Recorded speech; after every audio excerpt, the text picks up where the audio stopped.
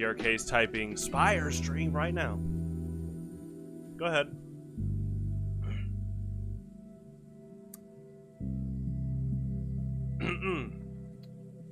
Oh, right on time. Oh gosh. Okay. Here we go. Oh boy.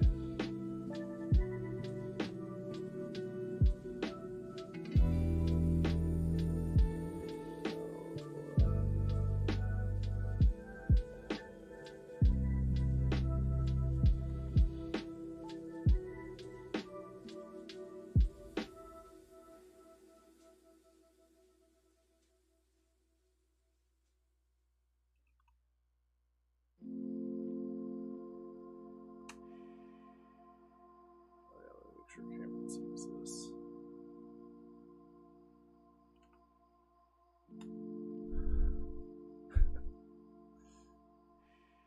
Okay. I am queued up for a Gen 6 Battle Factory tournament.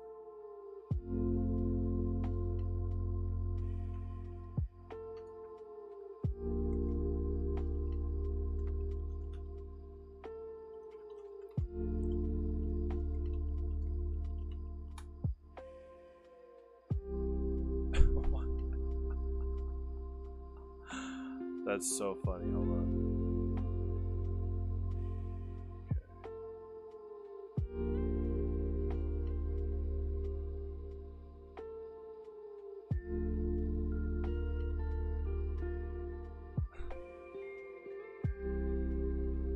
Okay. So Discord has this interesting thing. It's like a Discord YouTube thing. Discord has like this embedded, I wouldn't call it a problem, I don't want to blame it on them, but they have this thing where if something is like older on the link in the preview, it's so hard to update it later. I just always think that's hilarious. And it's not a big deal. It's just like sometimes with like YouTube and Discord, the thumbnail thing might not be correct. Luckily, like I don't mind my default. I know when people want to watch, hopefully they don't get thrown off of something looking different. It's like, nah, hopefully you can see it's like the same thing. Okay.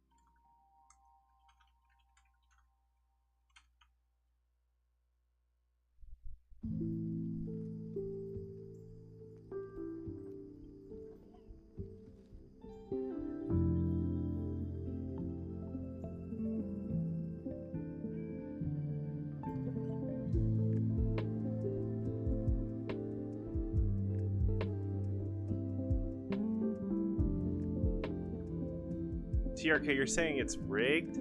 The Gliscor ban? TRK, what's going on? Were you playing Gliscor? It's okay if you're playing Gliscor, but it's not rigged. That's how suspect tests work, TRK.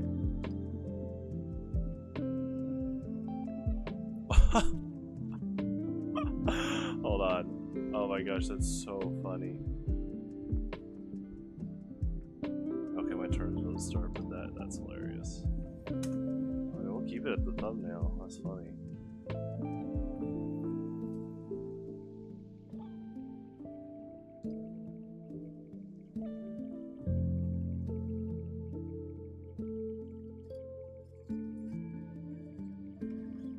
Okay.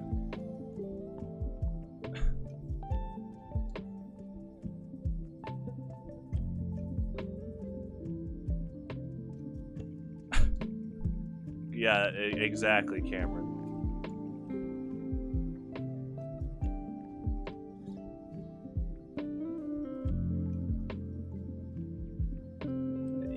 He does, TRK. He, she. Torterra's pretty cool, TRK. You know, when are you gonna play? When are you gonna play Torterra in Highland? So we'll probably start like Rodham, 298, because they could Volt Switch or just Will-O-Wisp Golurk. It's just very good here. Could Sunday? There you go. I'll do this. Oh hey. Might have Earthquake. I kind of want to test something. Okay, Trading Hazards there.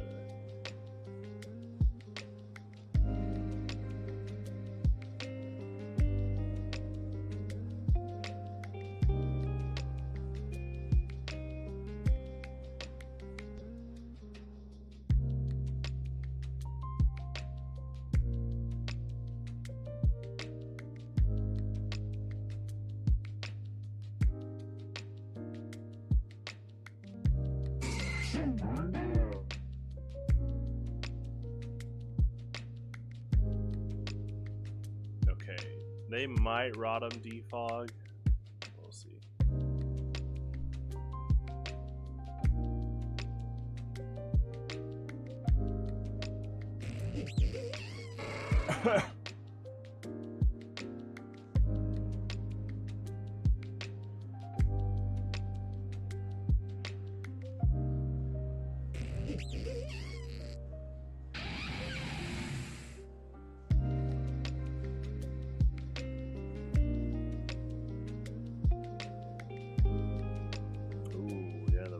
Set. Okay. Okay. Win Smogon mod. What are you talking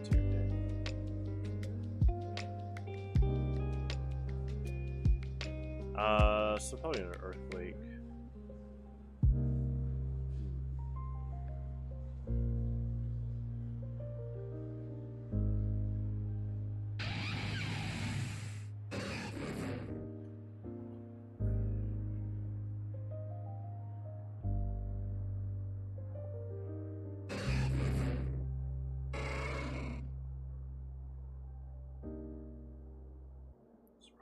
You know, I feel like Rodham's coming out.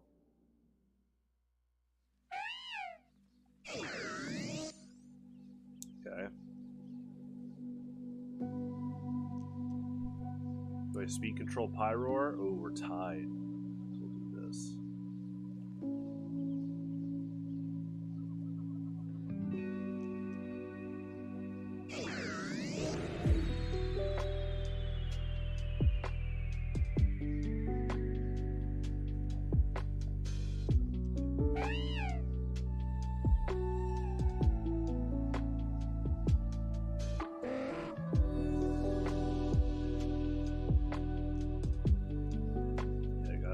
Try to get that defog going because Pinsir has Focus Sash, so that's pretty strong for trades overall.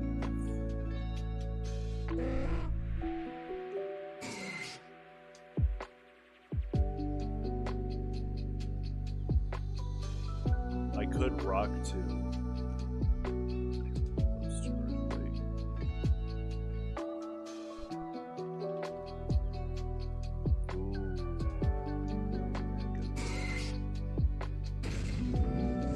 Specs.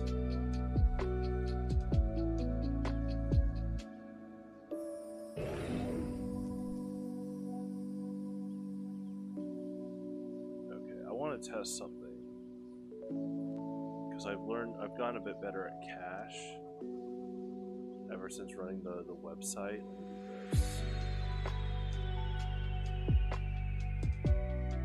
I don't think Twitter cache is gonna.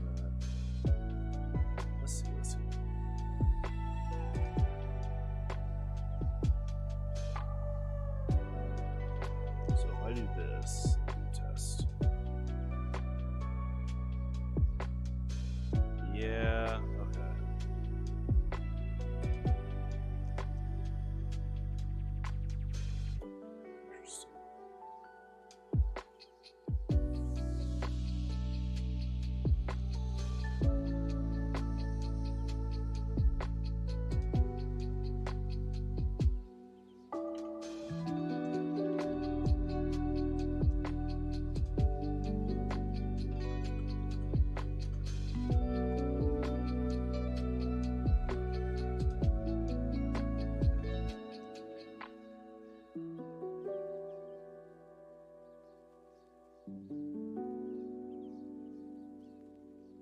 Alright, round 2.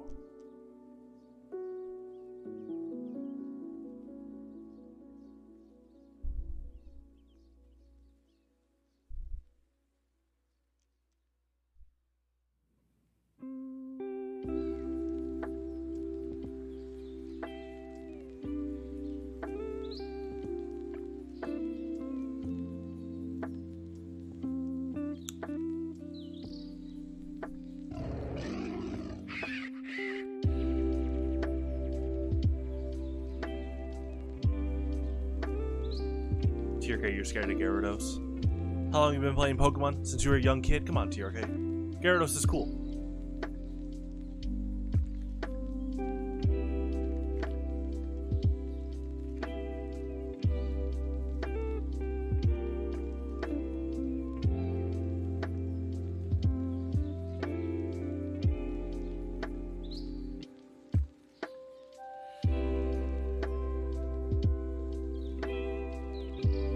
Here we go. CRK. Okay, first off, this is Gen 6. This is not Highlander. But second off, Ryan brought it up the week in this tournament. This last weekend. Aggron, Gengar, Scizor.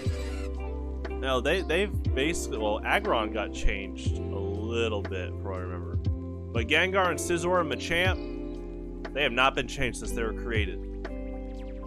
We're talking 2015, 2016.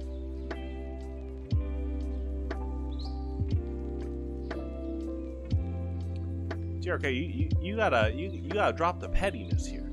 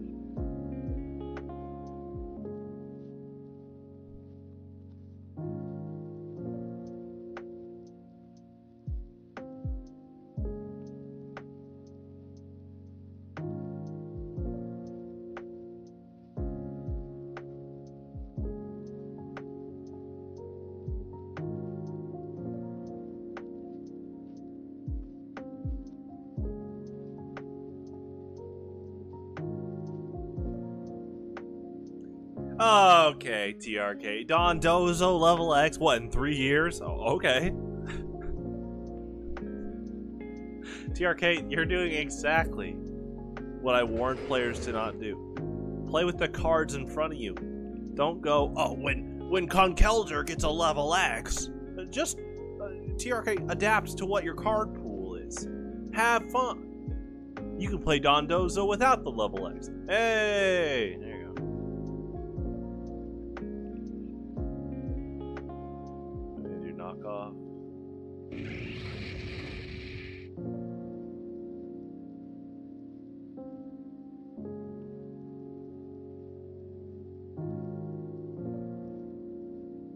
Stone Edge? Okay. Yeah, that's pretty good. They're probably gonna Mach Punch now.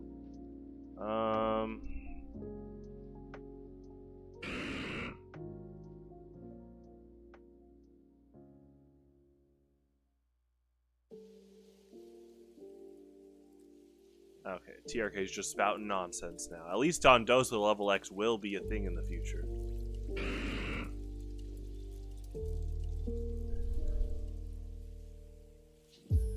Nice.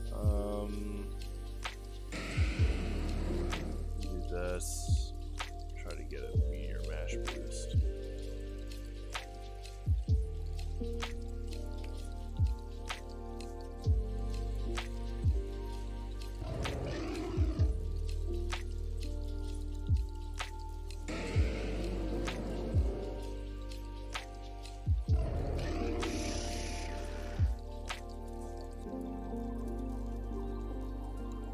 Probably do like what? Shadow Ball?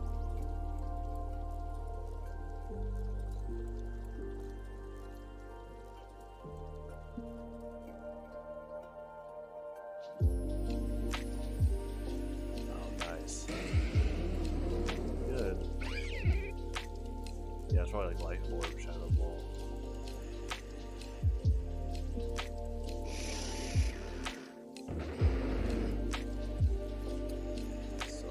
Mach Punch again.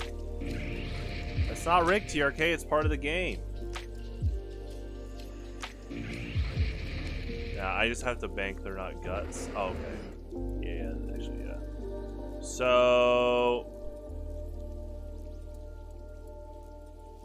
Gyarados could be Moxie. If it's this late in the game of them holding off before sending out Gyarados... I think Mana Buzz is a good way to test the waters here. Yeah, okay, Intimidate. Okay. I'm gonna do this. They might Dragon Dance. Okay. Waterfall did 28. I love Foul Play. It's literally like, I'll take your attack stat. Okay. And, yeah, it's Mega Pinsir. So, and I mean, there's no heavy duty boots in Gen 6, so okay, let's see how this trades.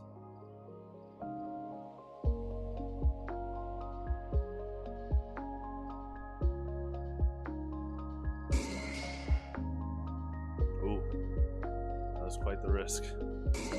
Okay, TRK, calm down. Not an easy win. I'll be right back. Like, TRK, set the timer, 1 minute. Here we go. You know what, TRK? I'll do it. 1, 2, 3, 4, 5, 6, 7, 8, 9, 10, 11, 12.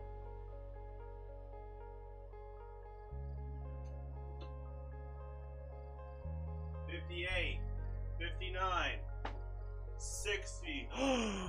I'm back. Whoa, TRK, you're counting backwards? TRK, I'm already back. -1. Wait, minus one. -1. That was a mistake on me. Who? TRK didn't send in an application. Let's not get him started. TRK, don't ask PJ or Lasagna about their contest. Or Vance. Don't worry about it. Oh no.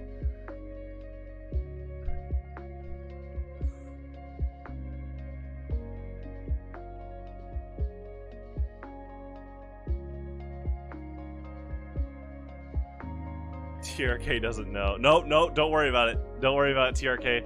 I overextended. That's something I've said to PJ and Lasagna and Vance lately. You're not in this contest. Don't worry about it. Let's just continue the stream. We're in this Battle Factory tournament. A bet? No, it's not a bet. Bribe too. Bribe too. No. It's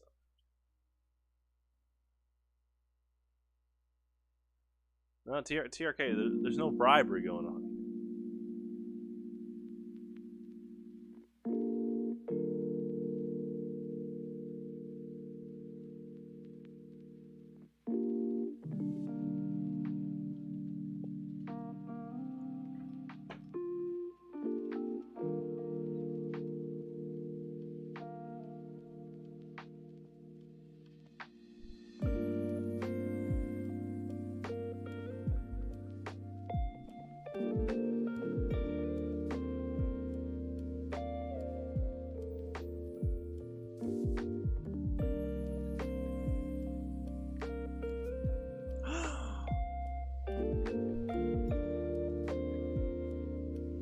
Small while, Gardevoir.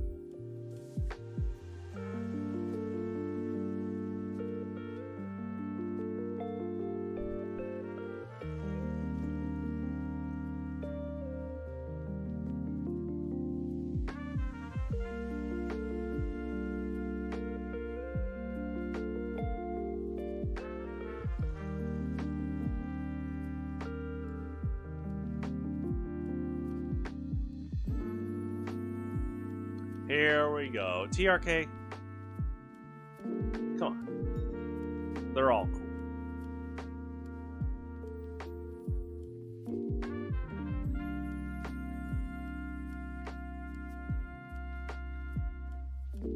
We will start looking.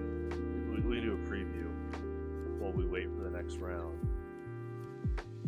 Let me go ahead and set the filter.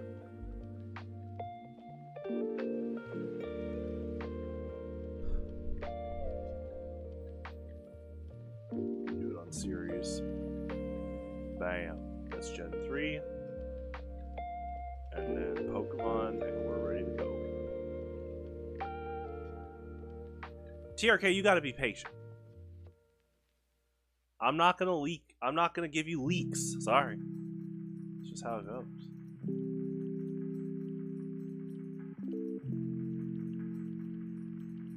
Okay, so for here, we'll do this.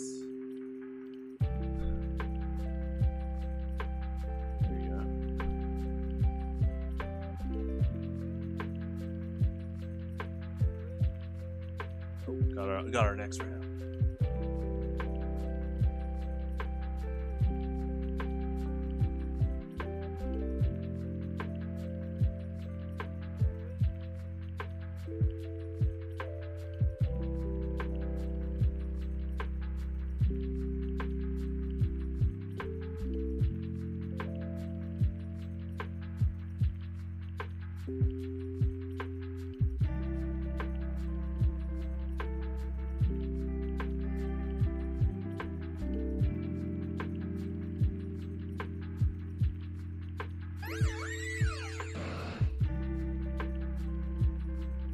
Okay, TRK, calm down. TRK, there's a lot of things TRK, I'm finishing the coverage video today of the monthly. Here we get TCG lore. TRK, you can go to Bulbapedia. That's not a line. Okay, so they're probably still Stealth Rock.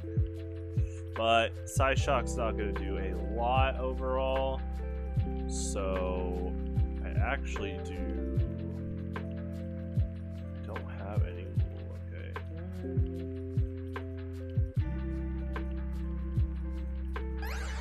Yeah. Oh, okay.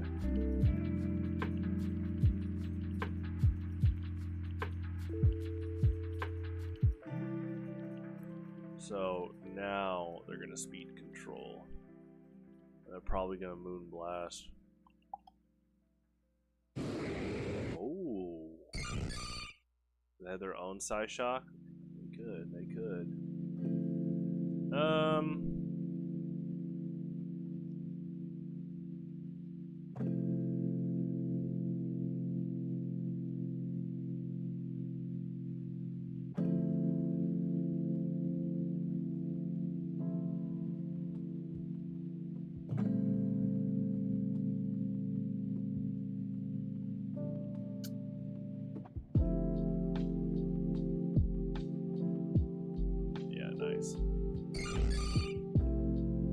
Okay. 350.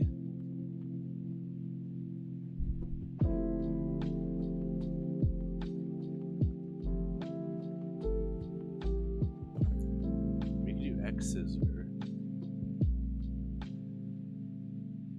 Yeah, I mean that's kind of speed control there. I'd like to get it. They're gonna. If I send out Latias, it's looking like they could Draco Meteor. I could try to bait out the Draco Meteor into Xerneas for a toxic play. But I think I'm willing to take, I'm willing to take that 25% from Stealth Rock just to do X Scissor here. And I think they're gonna, okay. Switching, wow. So what you do here is they could wish. Okay. Arceus still speed control, so I'm gonna go for the Stone Edge. No.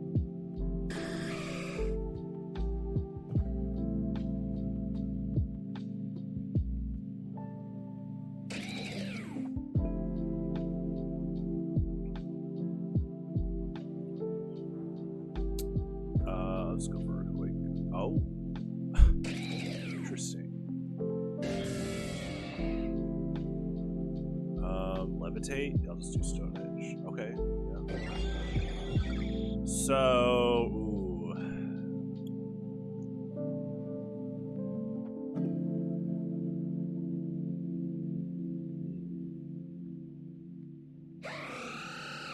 How's it going? Yeah, Blissey could hard wall. Well, Blissey's at 52%. It'd be close. They could soft boil. Let's see what Giratina does. It's Gen 6. Okay. That is gonna do a lot. We'll just click Moon Blast. See how much that does. Probably, yeah, a decent amount. They're probably gonna Shadow Sneak. Yeah. So, 330, 306.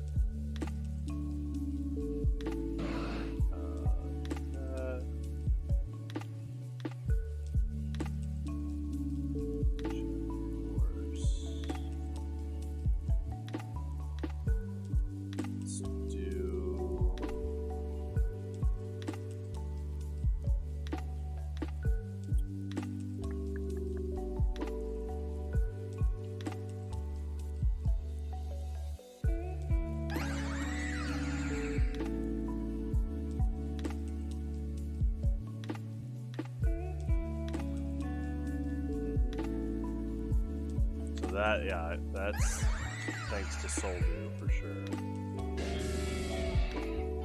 Yeah, looking like Shadow Sneak.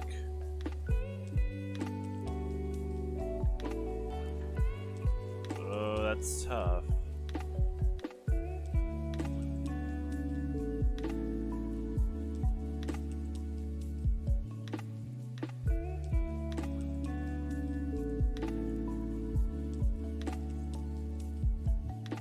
Gale Darkness is a great game. Yeah, great game. Oh, I need to change this back.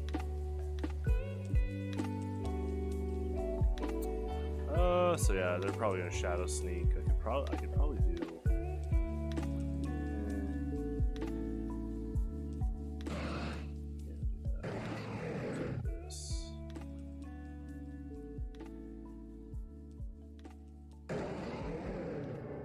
Draco Meteor, is this mixed? Nice. Yeah, that's good. Okay. Can't knock off Grisius or still do some pretty decent damage. Shadow Sneak. Probably is gonna KO Mega Salamence, so.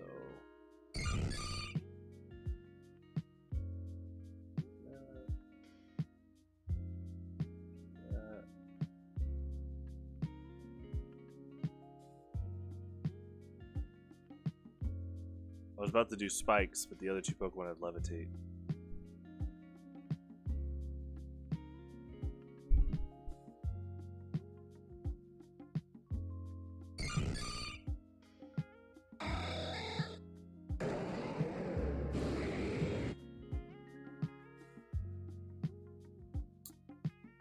They could miss Draco Meteor. I click Roost. Nice shot. Nice. Good job. Is this another pickup tournament or is this done? Okay, that's done. Yeah, I don't know. Okay, go to OU.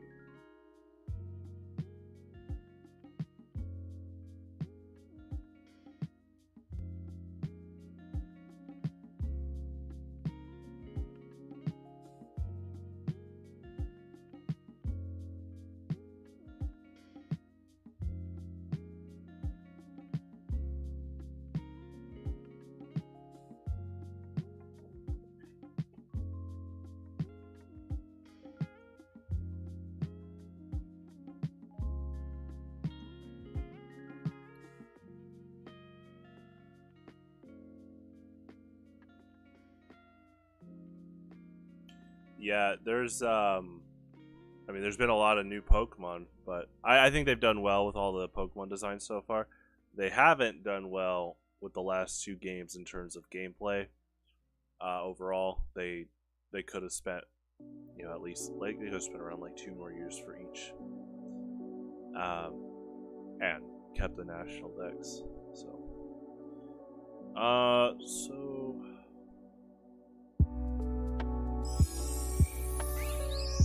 might stun sport here.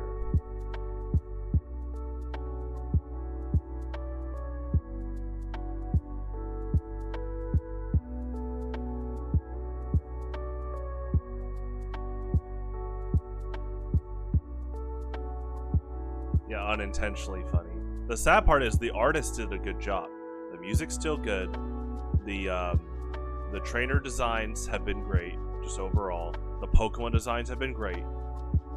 They just, whoever is directing gameplay, they don't, there's something not going on right there. It's really bad. It's really, really bad. And it's really sad because at Highlander, we were talking about how good Leaf Green and Fire Red, Heart Gold, Soul Silver were. That was like, that was pure passion, 110% effort. And guess what? National decks. Leaf Green and Fire Red was in Kanto, but if you wanted to trade it over your Hoenn or Johto Pokemon, go ahead. Like, you get the national decks after you beat the game. That's how you do it. That's great.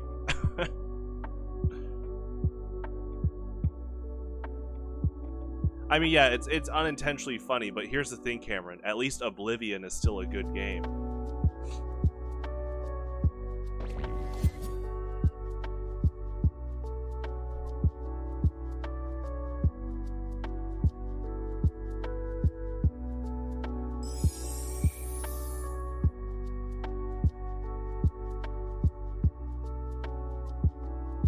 You know, that's been a big debate.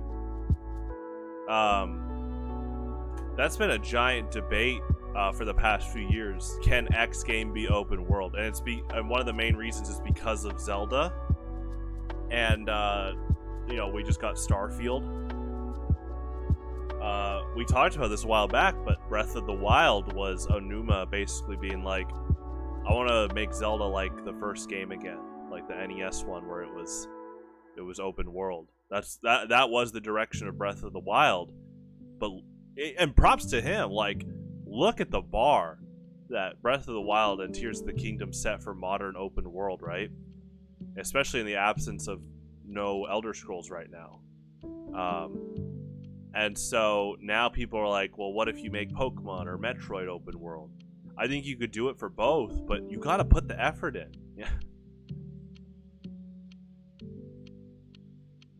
Well, I know you don't like Breath of the Wild. I'm literally just stating that Onuma was like, he was studying Zelda 1 after Skyward Sword, which is known to be a lot more, you know, linear, which is not a bad thing if you like that. And so Onuma went the exact opposite direction, and he literally went back to the roots of the game or the series.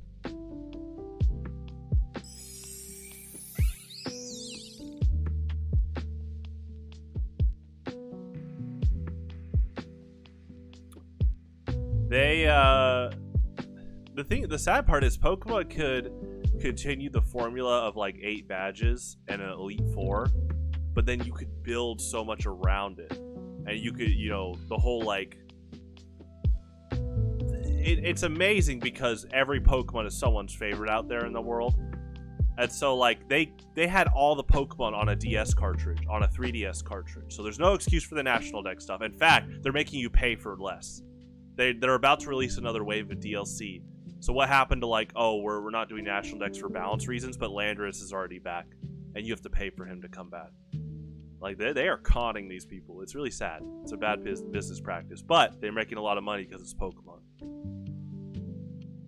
Oh, Rescue Ranger? Like Pokemon Ranger? Yeah, Pokemon Ranger is really good.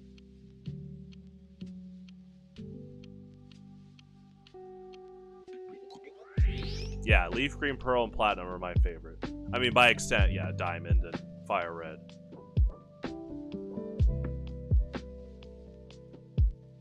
They really were putting in a lot of effort there. Ooh. Is that choice? 468. But I wasn't affected by Sticky Web. How did they? Is that a priority move? That's interesting.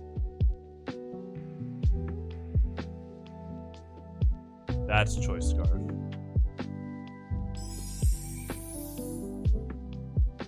So if they're choice locked into knockoff, I probably could copy U-turn here.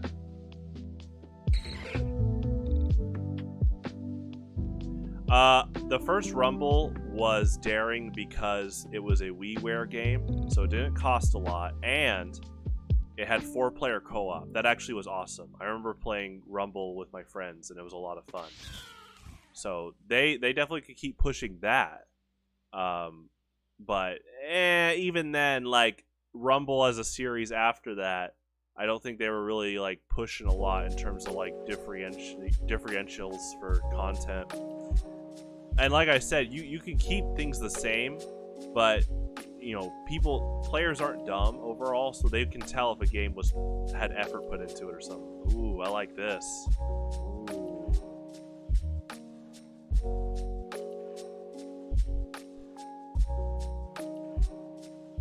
So let's see. Send out.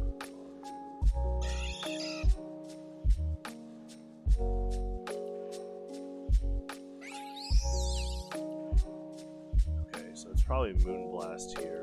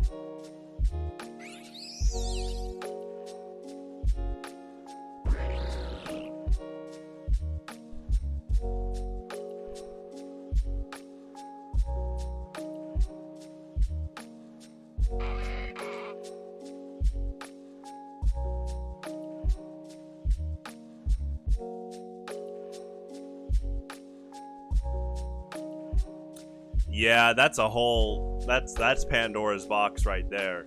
There's so much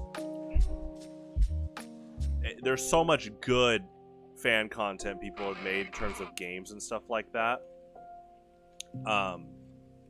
So it's interesting. Obviously, for every, like, few good ones, there's obviously the really bad, or, like, people try to be funny, but it doesn't land, or can actually hurt the image of characters. But overall, there's just been a lot of impressive fan works for Nintendo IPs over the years. So, you know, I will say this, Pokemon is actually, ironically, the Pokemon Company is a bit more lenient than Nintendo. Like what I'm doing right now, I'm playing Pokemon Showdown. Okay, so they're gonna do Surf. Do I have... We should be Speed Tide. Okay, yeah, so that was pretty... We had to, like, get an estimate there. Or that was definitely, I think, that was like a 50-50 star. Anyway, Pokemon's a bit more lenient. That's why I'm allowed to play Showdown. because it would have been shut down years ago if Nintendo was in charge. In fact, I don't know if you saw, Nintendo is doing their own campaign of trying to like mandate all their tournaments with whatever games. Cameron, did you see this? They made a list of all the games that you file for approval, and Smash 64, Melee, Brawl, and Ultimate were on there. Not Smash 4, sadly. But it was cool to see a 64, a GameCube, and a Wii game still on their list, and then the rest were mainly Switch games. Pokemon was not on there, and they even said if you want approval for Pokemon, or if you want Pokemon stuff, Pokemon Company handles that. Yeah, they just said it. And so that even more confirms that, yeah, it's because the Pokemon Company is a bit more lenient here that we can play Showdown. Basically, another reason why Highlander should be, why Highlander's in like the green light. It's not Nintendo that's like, what is that,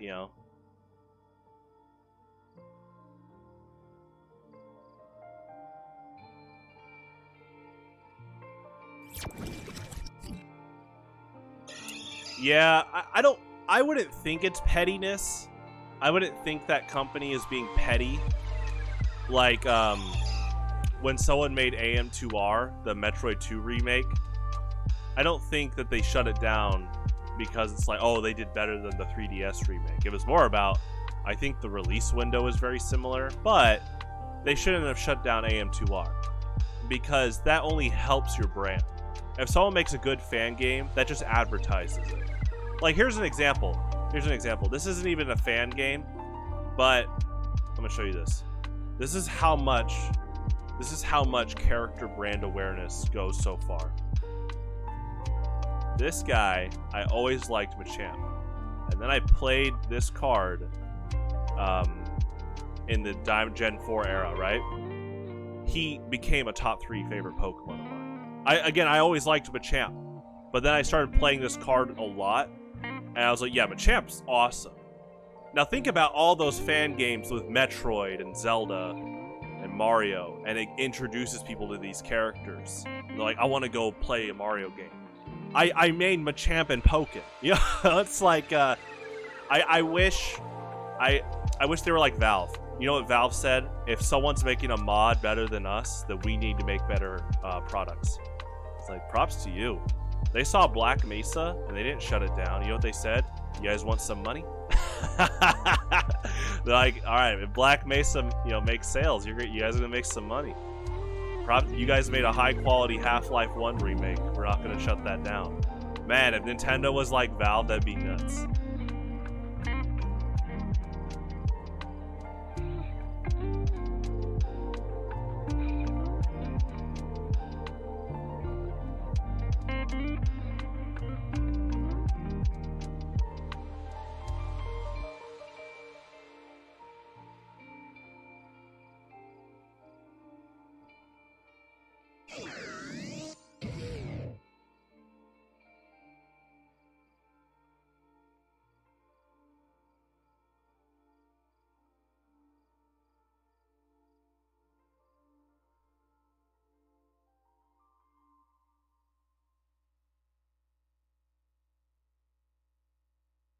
They might have Pain Split.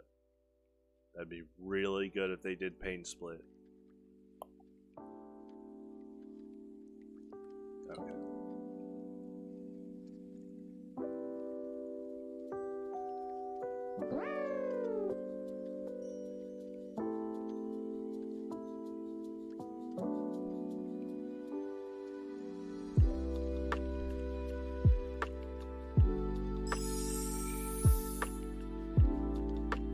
Rodham.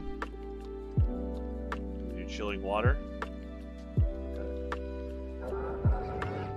Yeah. Choice Scarf? Oh, okay. Terra mix up. Alright. So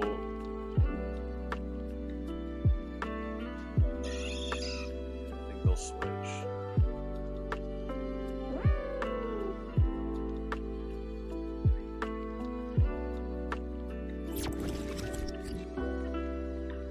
Oh, yeah. I know Legend people. Well, I mean, people really liked Legends Arceus. They want another game like that.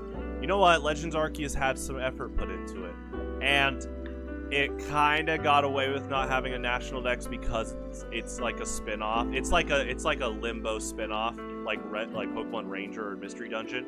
But you can transfer the Pokemon over. That's one of those. I let that slide, but if they kept doing it, I was like, all right, come on, guys. I let it slide. You can transfer the Pokemon over. Though I do think the next one should have a national dex. I mean they need more time on these games. And Nintendo said they're not going to try to crunch their workers. So, man, there's stuff that Pokemon Company's doing well, and there's stuff Nintendo's doing well, and then bad stuff from both sides. Now remember, Pokemon Company's not Game Freak. Game Freak are the people that are developing these games. Pokemon Company are the people that are being like, oh, you're playing Pokemon Showdown on a Monday night? Yeah, keep playing. That's fine. We'll you know, it's all good. Advertising. Well, what are we doing tonight?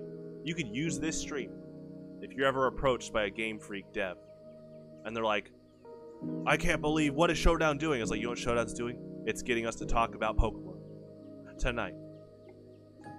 I love Poltegeist. Goodra's cool too. See? There you go. Alright, now is this Sap Sipper?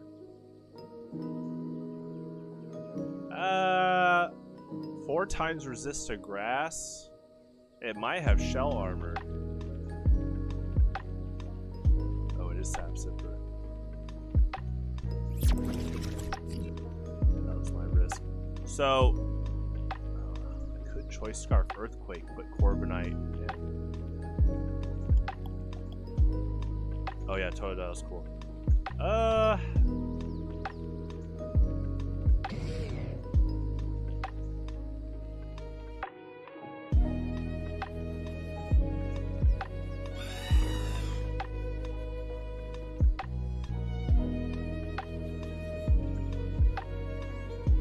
Okay, so this is probably Brave Bird. Oh, okay.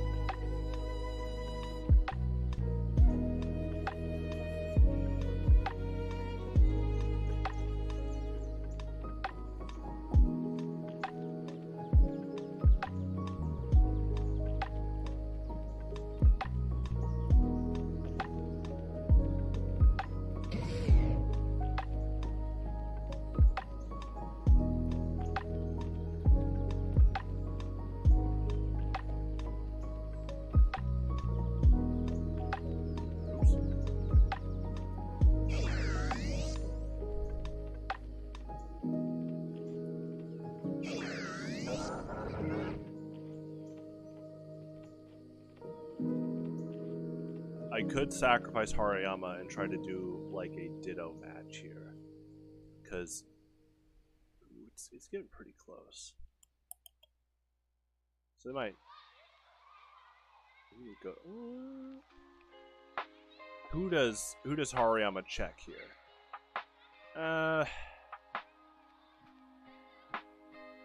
Let's see. Okay, I like Drain. Yeah, we'll sacrifice Hariyama. Drain Punch, and then sort of Ghost type. 211. I could do my own Terra mix-up. I mean, let's go big or go home. Let's try it out. Let's try this. They might try their own Drain Punch. Oh, okay.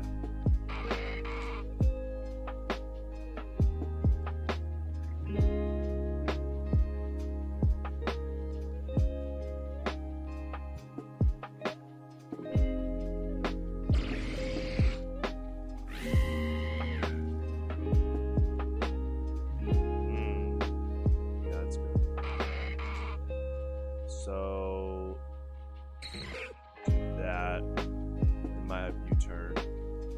Copy the Fireball's looking really good here though. Because if they stay in, if they stay in, Choice Scarf Fireball might actually. Okay, because we'll want with some chip damage. Yeah. If they stay in, I can copy Cinderace. Okay, so they did their own U-turn. We'll do this. Now, the only thing I have to be careful about is if I've locked into Corviknight with Ditto as my last Pokemon, I might not be able to do enough damage to win the game. Okay, so they are choice locked. They might body press here. Might as well do this.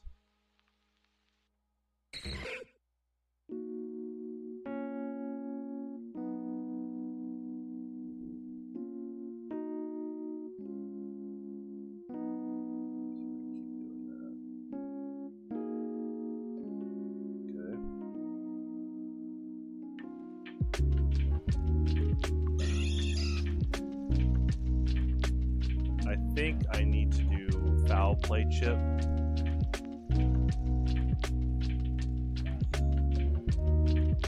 %. Uh-oh. Maybe I do this. It's important. I'm trying to get Ditto to copy Hoopa or Cinderace and hope that the choice scarf can make Ditto a cleaner here. So body press. It might get not. Yeah. Braybird recoil. There you go. Okay. So now we sacrifice. Yeah, sacrifice a little incursion.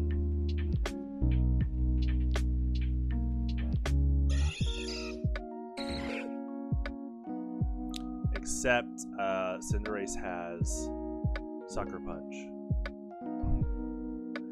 So that's gonna be tough.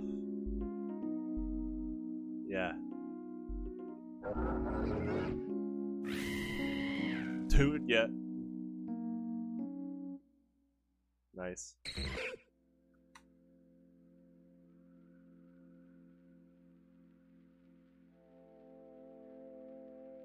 Yeah, let me pull that up.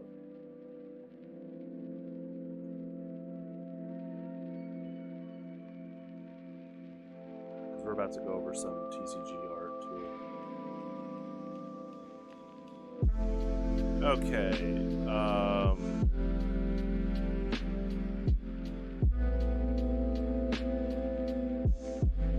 Let's.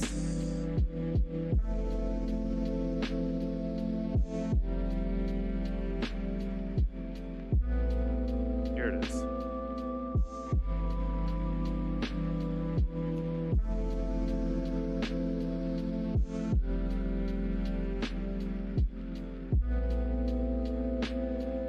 So it's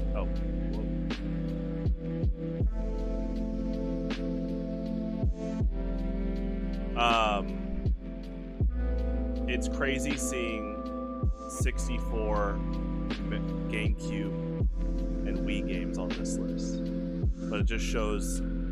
Okay, yeah, it shows the staying power of Super Smash Brothers as a series, like competitively. Tetris 99, which is funny. That means all the setups would have to have. That means every single entrant would have to be paying for Nintendo Online.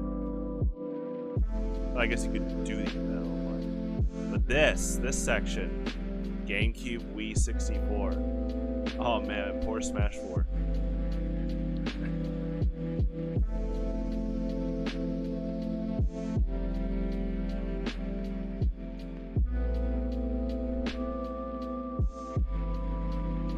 That was interesting. All right, let's go over some TCG art.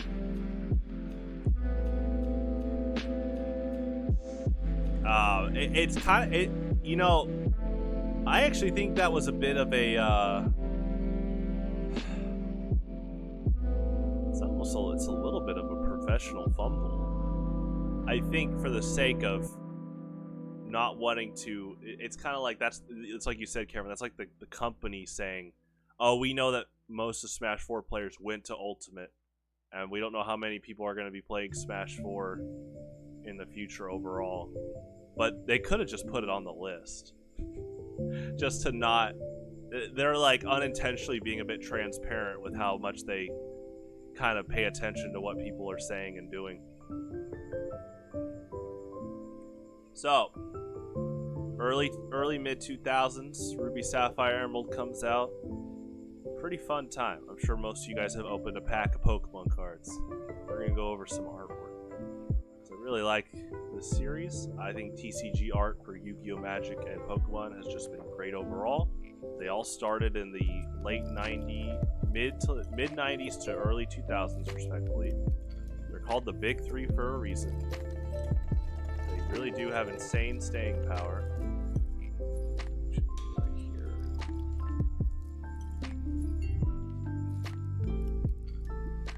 Oh, I hear it. Yeah, Ice Climbers are cool. Okay, well, first off, I love this Manectric. This is done by the OG Mitsuhiro Arita. He's been drawing since the get-go, so we're gonna segue a little bit.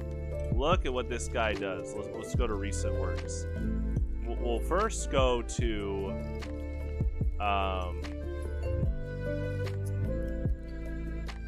some of his latest. So here is some of his old school works. He drew all three of the legendary bird Pokemon, right? He did draw Venusaur, Charizard, and Dark Blastoise, right? So he's been killing it from the get-go. But look at his latest works. Like, this is nuts, right? I follow him on Twitter, and he's just a good artist overall. Like, no surprise. This one almost broke Pokemon Twitter when the scans were released. Because people are like, this is nuts, dude. I hope you're being paid well. I've been saying that for years. I hope these TCG artists are being paid well overall. I know we're talking about Gen 3, but... Oh yeah, Ice Climbers are awesome. And there's this one Japanese Ice Climber player I follow on Twitter. They are really pushing the character. I actually can't remember. I need to share some stuff with you because you'd love to watch it because they are making Nana do like these footstool reset combos. You know, because technically it's a footstool, it's not a true combo, but in Smash Brothers, anything that's like a tech chase knockdown is an extended combo. So we'll call it a combo. They're using Nana the footstool to extend combos, and it's awesome. So, this guy has been going crazy since the get-go. You know, he's remade art. Good old Slacky. Right? So he draws Manectric. Awesome. Good card. I mean, that's what I said. All this artwork, I mean, I just think the artwork's great overall. We're just going through a few ones that, like, I remember of, like, past days. Or of recent. I love this one's really good too. This is also Mitsuhiro. I want you to think about the context here.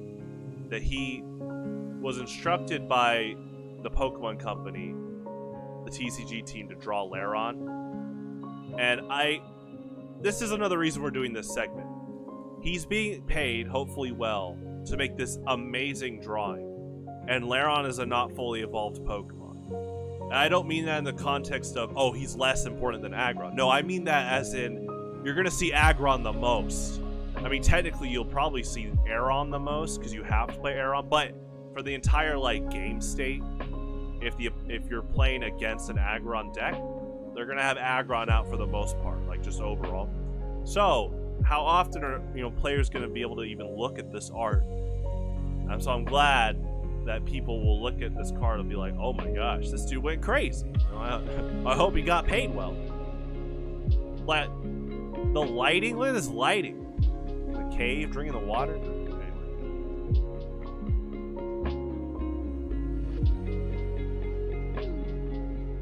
Whoa, hold on.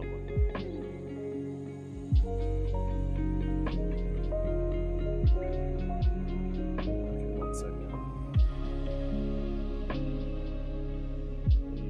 Close out of this.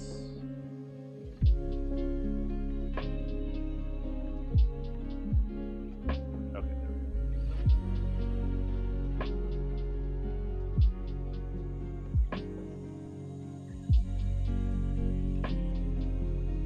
go. Okay, he also drew Aeron. Same cave.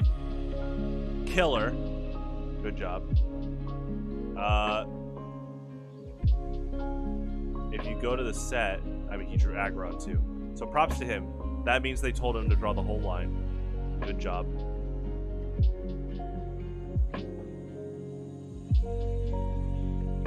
I know there's a lot of Mudkip fans out there. You know, you gotta go look at the Mudkip card. Look at the detail on that grass. You know. Zoom in again. Like, it's just crazy how much effort goes into like just the art overall. We're not going through all of it, but I'm definitely going through some highlights. Personally, just going through a few. Because we could do highlights for all 27 pages. We could cover every card. That's how good they are. Oh, man. Oh, man. Guess what? It's Mitsuhiro again. Going crazy. Armaldo's just an awesome, cool Pokemon already. And I like how Mitsuhiro worked with his design. You know, he's got the well-planted legs, the cool, like, spikes coming out on the side, his spiked arms, his tail. It's good pose there. You know, the holographic effect is really cool. Right. My favorite dark type, Cacturn. I like this one. I like the crow in the background. Obviously, that's like implied to be Murkrow because he's a Scarecrow Pokemon. But we're talking Gen 3. This is a little ambiguous because you know, Gen 1. I'm sure you guys have heard this card did something pretty interesting. Whoa. Who's that Pokemon? So, you know, we're on the outskirts of what if that was just a crow an artist drew in the background.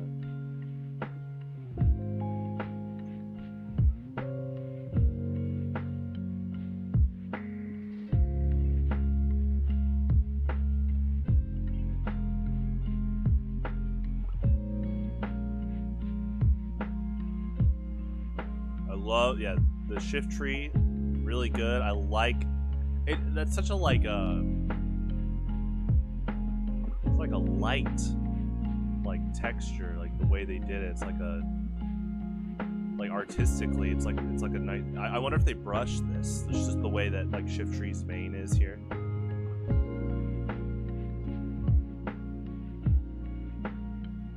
Oh, Kagamaru. Great job. Actually, was it Kagamaru? Hold on. No, I remember it was,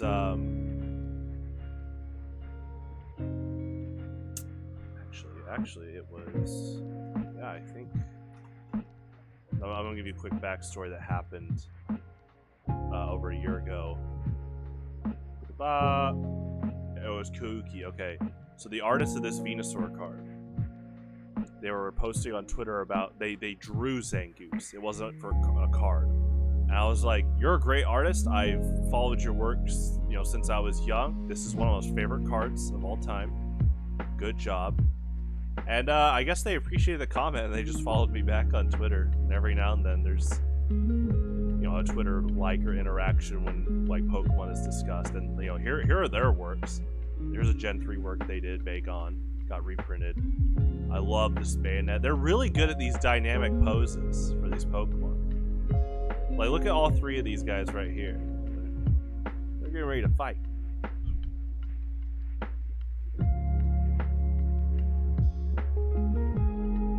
Alright, back to Gen 3. Yeah, Zangoose, great. Again, if we could cover every single card. That's how good they all are. I'm just going over a few right now. We'll go back to OU. I like the effects here for Kabuto. Again, it's literally like, no pun intended. Like, it makes you wonder if the artist was like, oh yeah, I'm gonna make like a watercolor aesthetic here. Really cool. And Kabuto's design is already really good for like how his red eyes pop out with his like black body, and especially like you place him in the water. This is good color contrast, you know, complementary color contrast. This one's really good. Another Mitsuhiro. He is so good at environmental lighting. I think that's underrated. Like, you know, like if you ever get into like Gmod or Blender, and you think, oh, I'm gonna make 3D models and take screenshots, or I'm gonna make a game, and you always underestimate lighting. You know, many people underestimate lighting, and that's the same for art. You know, just the way he like shades this rock formation for the valley, and like just the way the colors work with the sunset. Effort, high effort.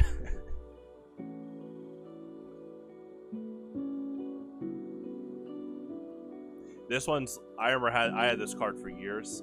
This is a good classic Cyndaquil. I like that as he's spewing the fire, the energy makes the grass kind of disperse a bit. So it's great.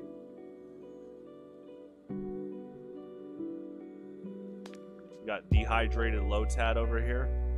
Hopefully they make it. I'm sure they'll be fine. In fact, I guess if we want to find out the rest of the story, see Sandstorm, Ludicolo, they're doing just fine. Where's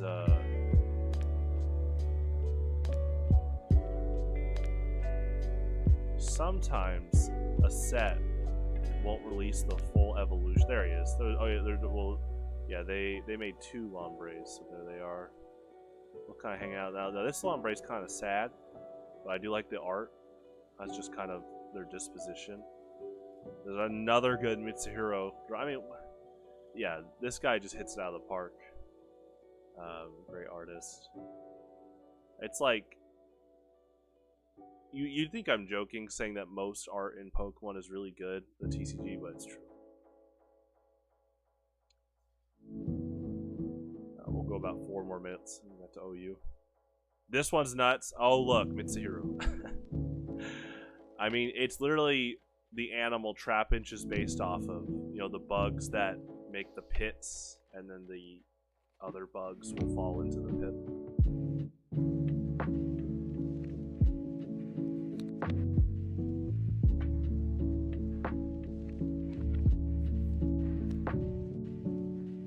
Got some EXs. Yeah, I like the lighting here. I wonder what the art direction was for this. I actually like the red and black swirl. It's almost like Gygus. Uh-oh. Oh, Gygus is controlling Pokemon now. Aggron EX. Yeah, awesome. I think, yeah, there was a general, it looks like there was a general direction for EX Pokemon. It was more about almost like a 3D direction, and then just have different like colored backgrounds rather than like a location.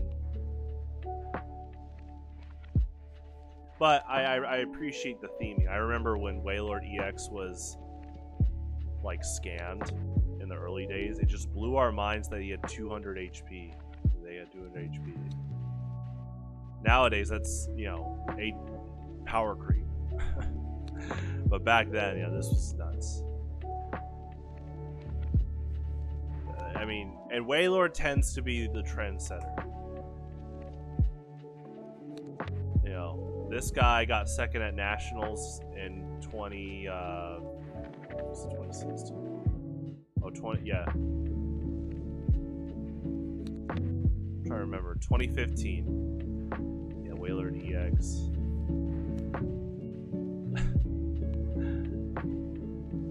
Right? Yeah. I like the direction of the EXs. Just overall. Those Gen 3 EXs. I like the Proud Golem here.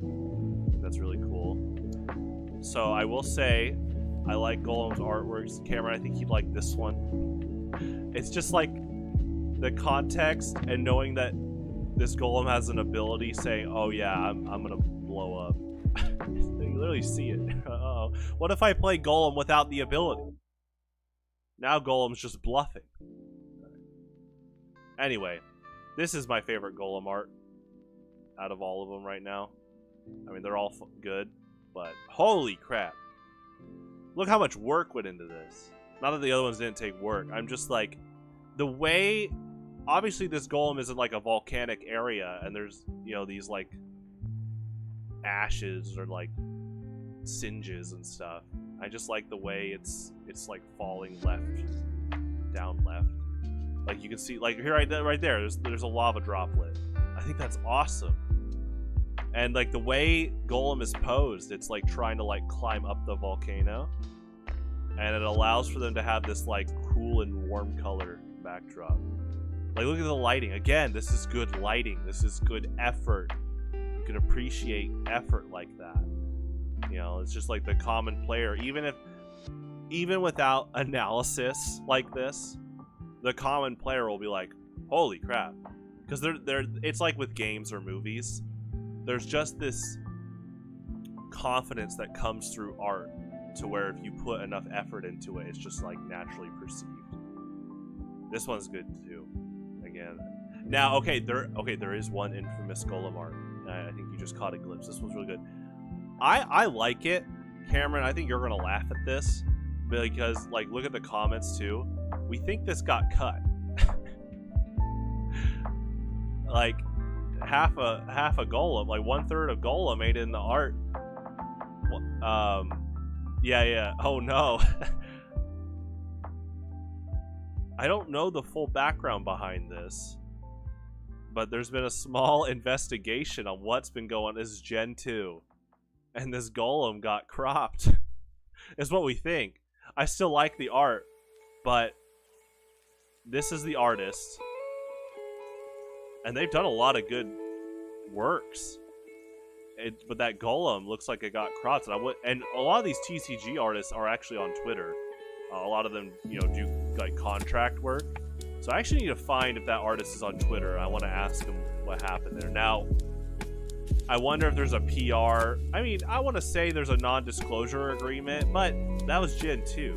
I think enough time has passed. It'd be fine to answer that. Okay, Cameron. Here we go. You and Lasagna trying to be funny. Oh boy.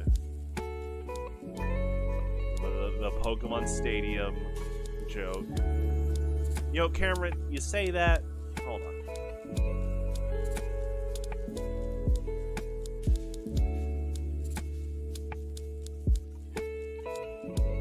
You know, I'm glad that whenever someone tries to make a joke about that, which I don't support, by the way, there's so many good animations that people tend to get quickly reminded how good the animations were in this game. Holy crap. I didn't laugh. You've been saying for years, Mud Slap's a cool attack. I'm gonna put this in the Active Games channel. Gonna help share some art. You know, okay, you wanna hear something? My bucket list, one of the few things on my bucket list in life, is to get Highlander on a simulator, like TCG1, you know, Flash.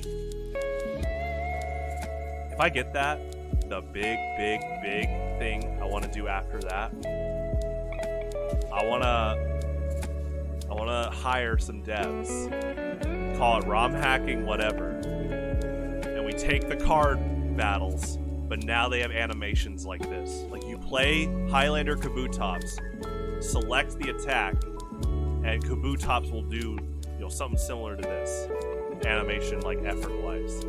I'm basically wanting to make a Pokemon Battle Revolution for TCG Highlander, where like you're active in your bench, all their 3D models are, you know, in their idle poses and stuff.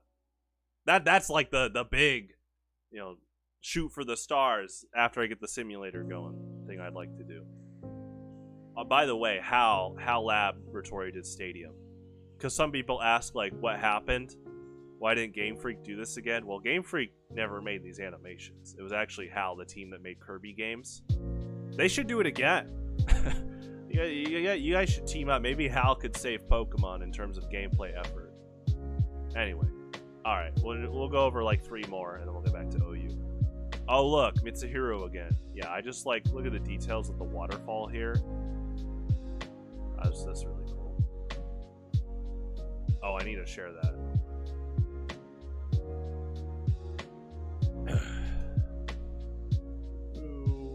Yeah, I like the... Oh, nice. There's all the event.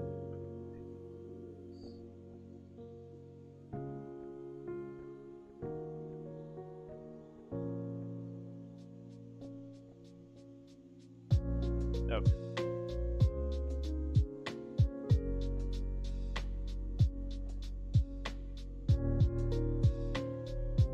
Oh look, Mitsuhiro again. I'm not even trying to pick just his work, but he just keeps hitting out of the park tonight. This is a great artist overall. See, again, the lighting. Look at that in the backdrop, and it just like adds this huge like shading dynamic to like the whole forest that Fortress is in. And that expensive that super expensive Charizard card, the base set one, yeah, he drew that. So it's like, it's cool to know that someone as good as him, honestly, I think they're all his work. If someone asked me who's like one of the best just like artists out there consistently, I would put him in there easily. Because I've seen his art outside of Pokemon too, it's just good overall. Alright, one more, do the highlight, we're going to go to the next page. Boppy. Yeah, I mean this one, I love this one. Is Torchic camping out, or is Torchic just trying to start a forest fire? Well, we look at the attacks, fire breathing. They're probably just practicing, but you know, benefit of the doubt that this Torchic is not trying to cause trouble. So good art. So we will look at a few more Mitsuhiro ones, because I wanted to show one of my favorite arts of all time, and yeah, he did it. I've talked about this before to other friends. Look at this. It is like, there's genius in simplicity, and in this case, less is more. And what I mean is, so the Platinum set came out in 2009. And there was an art direction. For a lot of these Pokemon, it's supposed to be fall time. Because the concept of Pokemon Platinum is the trainers are wearing like jackets and coats. So you look, there's like fall colors. So Pokemon TCG told them, oh, draw a lot of these Pokemon with like it being fall in the background, which is really cool. I really like that detail. Like right here, another Mitsuhiro drawing. And I told him this on Twitter recently. The genius way of doing fall with Empoleon is he did the lighting to where like the shade of the water, you know, is getting brighter as it goes up, but also just that really good contrast of the fall leaves. Like with Empoleon's color scheme and the water, he's got the yellow, so that does match with fall, but he's also got like the cool colors. And so like, it's just like the leaves really pop out, and it adds such a good, cool like level to this artwork. Like again, this is like a complementing contrast. So I just wanted to bring this one. Okay, we'll play OU now. Oh wait, I got the team. All right, pickup tournament, Gen 7 1v1. We'll do this first.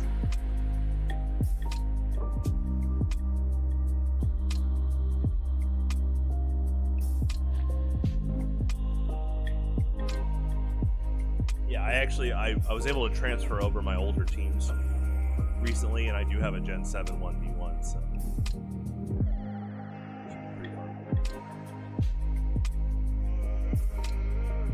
Cameron, did you know that Pokemon TCG or Pokemon Showdown teams are based off cookies? And one time my friend Ryan in high school, he like wiped his cookies or something, and he lost his teams. I felt so bad for him. Yeah, you gotta be careful. Now, but they just added this new feature. Backup restore all teams. So. Oh, and you can upload teams to a server now, so it's not all just based on cookies, you know? Yeah, see? This is a little thing of the problem.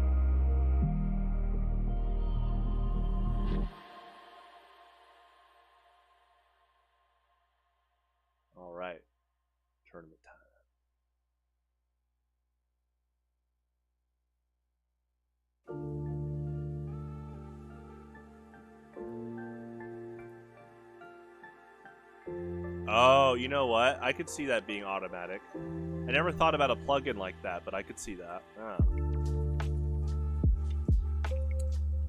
Okay, so I'll do this. So they allow Z crystals in 1v1, which is pretty crazy.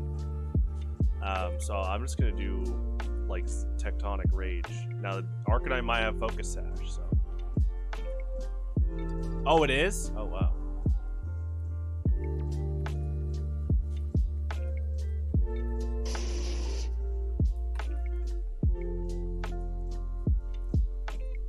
See, I didn't even know that.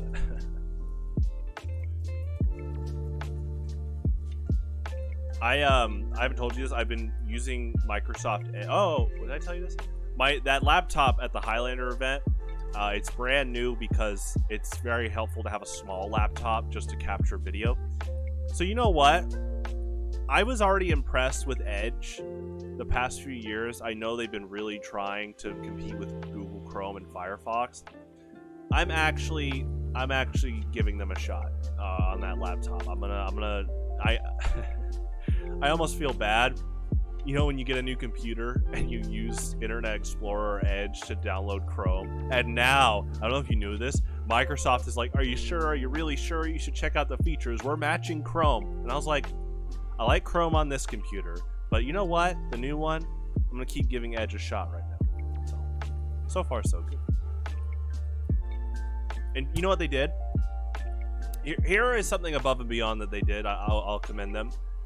They actually said like, oh, if you log in with Google, we're going to try to fetch all your Google Chrome stuff and match it. They're basically price matching Google Chrome. I was like, okay, you know what? Okay.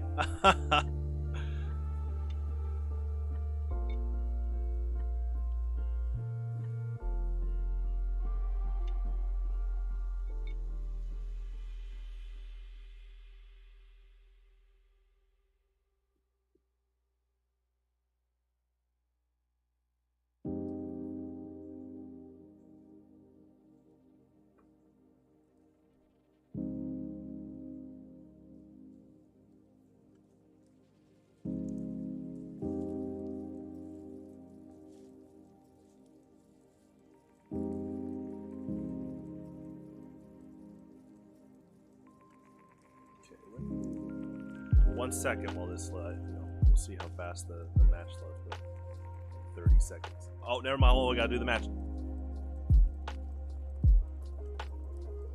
I'll do this match. Back in 30 seconds. Now I say do this match, but they could pick like Toxapex with Haze and Pin Missile. That's okay. Man of my word. Let's do this match. And Cameron would be happy.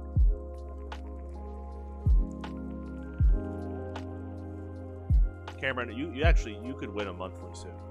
I think you keep this up. We could keep working on Poison. If you want a new deck idea, let me know. I think you'll figure it out. Some of those players like Ryan and PJ and Vance, they've been playing for years, so it's like playing someone in a fighting game that knows like Tekken. They know all like the combos and strings. Ooh. Okay. Now you can't use Megas, so this could be Mega Venusaur.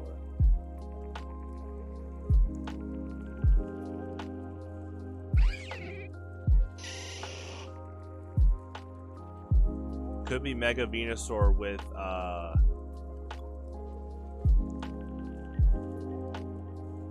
Hidden Power Fire. So Icicle Crash won't actually, Thick Fat is very good here. I should go for Black Hole Eclipse. Focus Sash? Oh. Alright, 1 second. Actually, 30 seconds.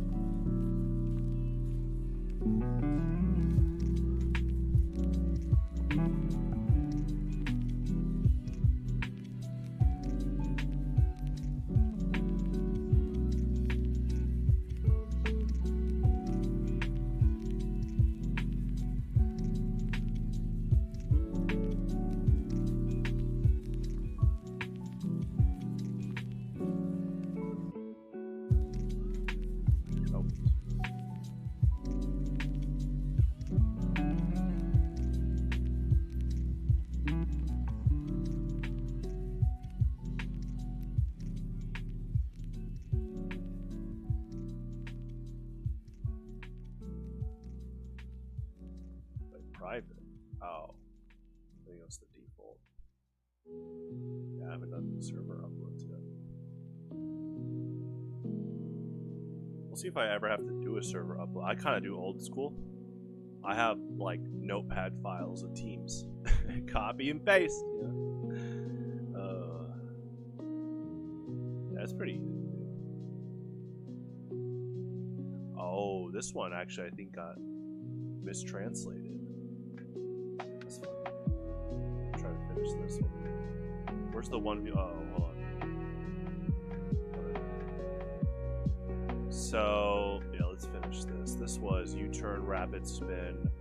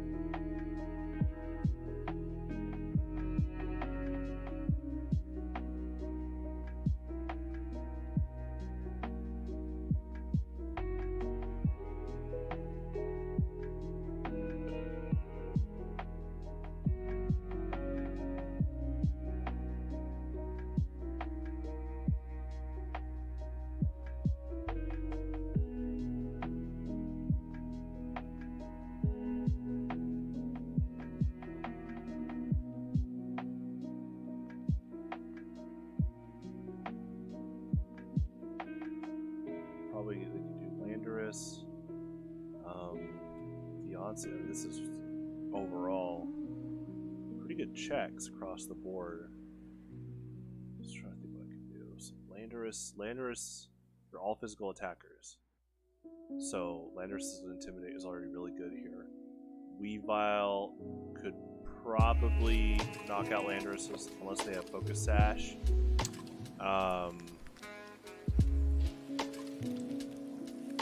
Tapu Fini kind of checks Weavile.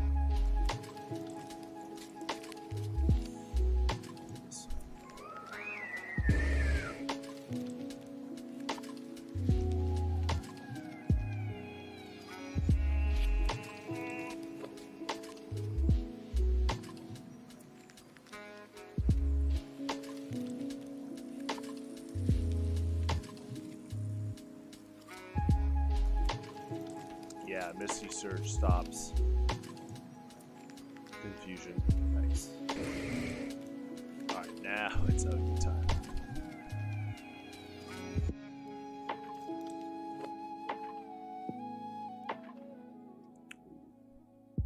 Looks like hyper defense.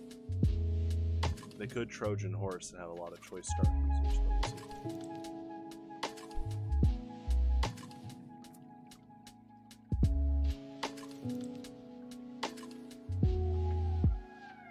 Probably they might start Torkoal.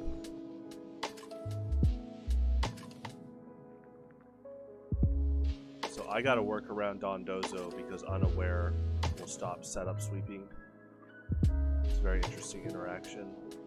We'll do this first.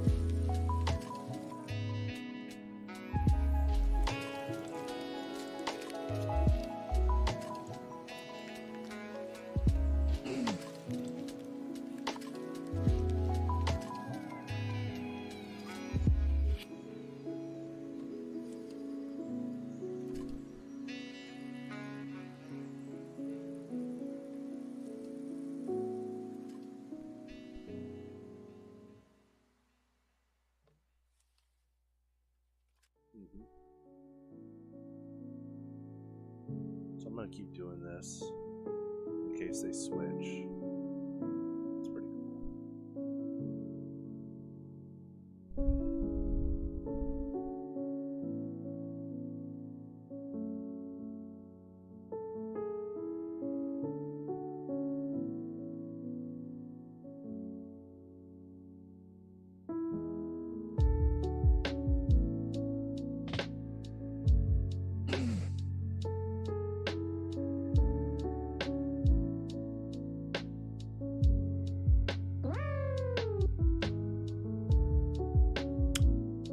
Might keep him around for Garganackle. Yeah, do that.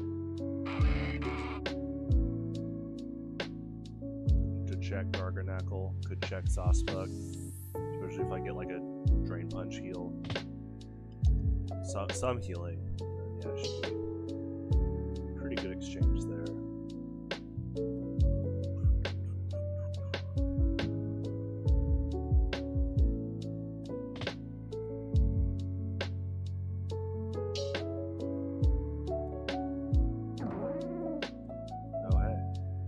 This might be Jump Kick.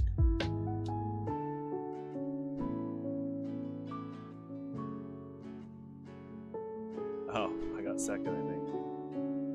I just got sent a notification. I'll check it after this. And oh, semi-finalists? Might got third. I'll check after this. They might do Jump Kick here. I could do the mix-up. Yeah, let's do it.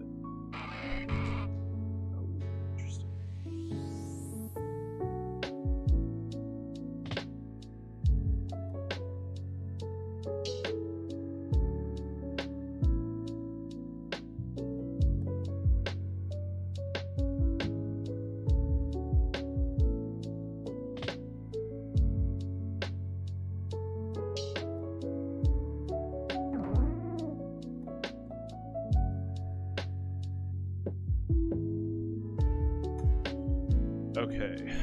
Oh, yeah. Okay. Would, Sawsbuck?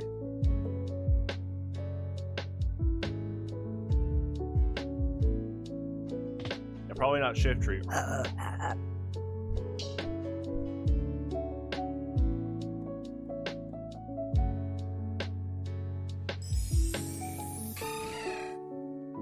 Oh, hey. Yeah. Pretty good exchange there. Oh, hey. So Heatran lost Toxic this generation. That's very important to know. Because you can do this and go into someone like Poltegeist and not worry about Toxic draining down your setup. They do have Will-O-Wisp, but that takes a bit longer than Toxic if you're going to go for like a Shell Smash setup. They could have Roar, but we'll see. They could have could be the rare Mirror Coat. There you go. They might have Protect. If they have Will-O-Wisp and Magma Storm, they could easily have Protect to get that like leftover chip stall drain damage.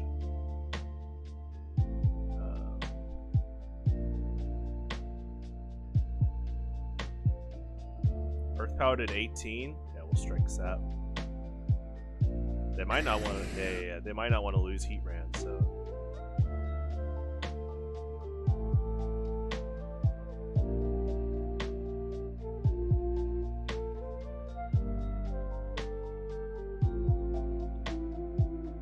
That's cool.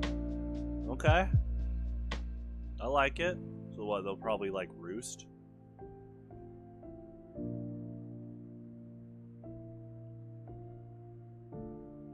Okay.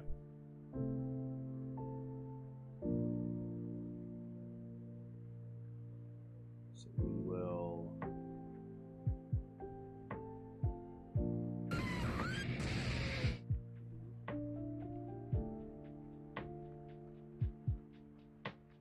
think they're just gonna Magma Storm.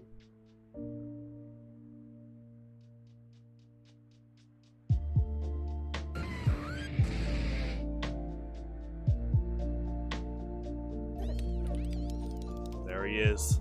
We were talking about him at the after party. I love Goldango.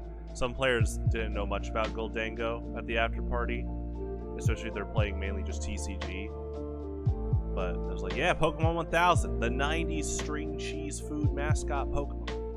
He's pretty cool. So they're probably gonna Shadow Ball. Oh, make it rain.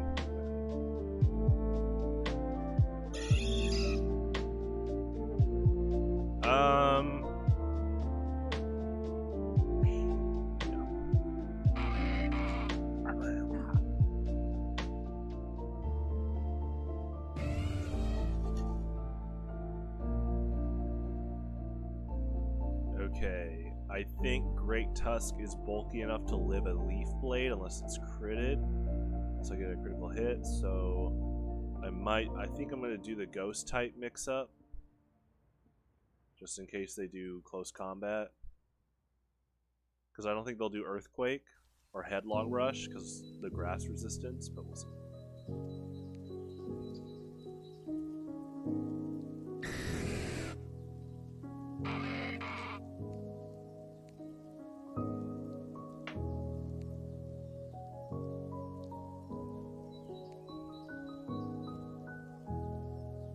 Oh, it's all good. So we'll do this. It might have been Saucebug. Now, these streams are archived. So we could always go through and find out the exact evidence of which Pokemon sounds like Yoshi. And like I said, it's probably not Shiftry. Unless Cameron's ears are going kind of crazy. Maybe he's been playing Yoshi so much in 64 that his ears are deafened to the sound. His brain is in tune with Yoshi's cries. He doesn't even hear it anymore. Well, guess what, Cameron? That's not true, because it would have happened to me years ago. So you're fine. Don't worry. Don't tell your doctor that.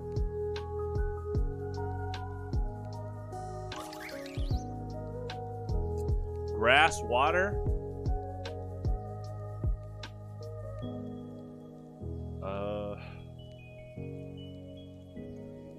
Knockoff's technically doing more. I could land a critical hit, though.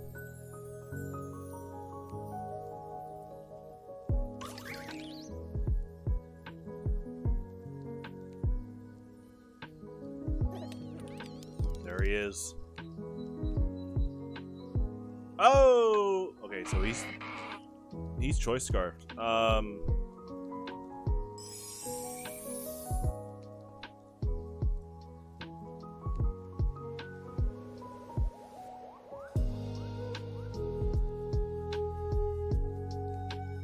Whoa, 293? Wait, is he not Choice Scarf? What? Oh, Tailwind was gone. My bad. I was like, let's doing the math there. Yeah, Tailwind was gone. Got it.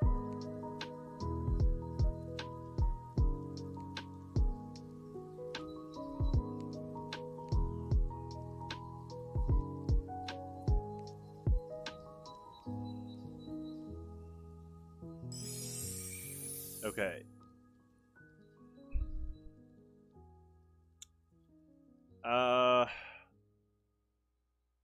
It's an interesting scenario.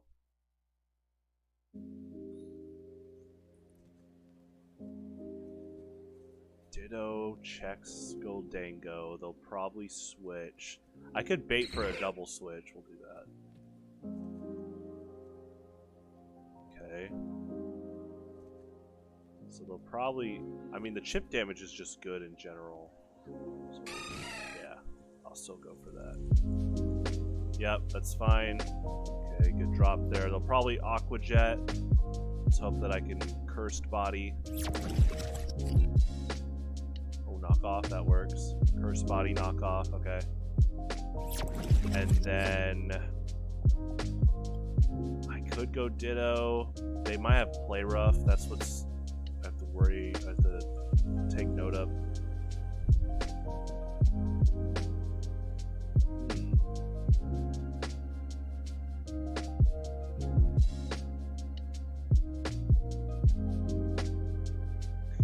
Hariyama can trade with Goldango. Hariyama might do well against Great Tusk, so we'll do this. Let's see what we have here. Oh, Play Rough. Yeah, we're just going to trade Play Roughs. So they don't have Aqua Jet. Okay. Both going for the attack drop. I probably could just go for Hariyama now with that attack drop. But we'll do one more. Okay. Because Ditto with copying Great Tusk could clean the game.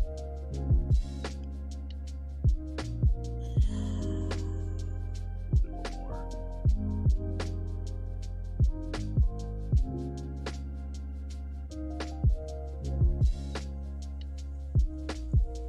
Could double switch, but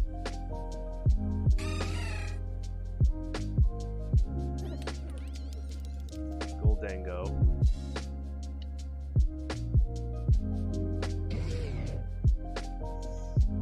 Hey, how's it going?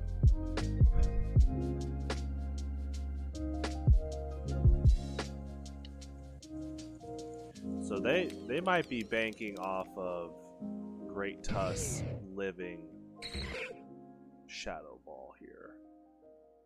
That's actually, this is a big decision here. ×2 Shadow Ball, guarantee knockout, but will it KO Great Tusk? Make it rain. I lose special attack. That's more stat. So it's 60, 180, 180, right? With stat. 120 with stat. Shadow Ball. Yeah, it's really close, but that special attack drop, it's pretty evened out. Yeah, Great Tusk is pretty bulky overall, so they might live and just Earthquake. Okay.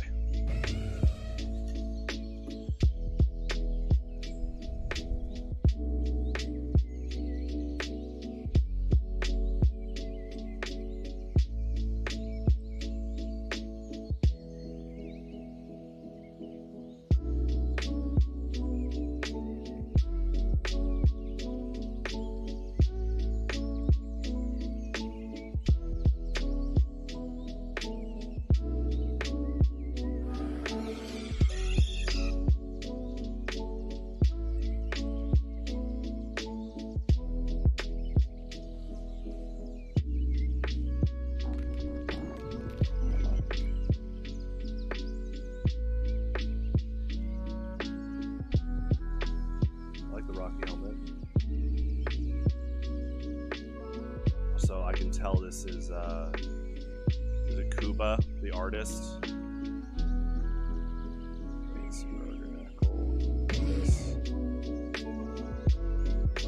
Hoopla, yeah. That song's called Sylvan. Yeah, they love to use clarinet in a lot of their music. Good call. So far, so good.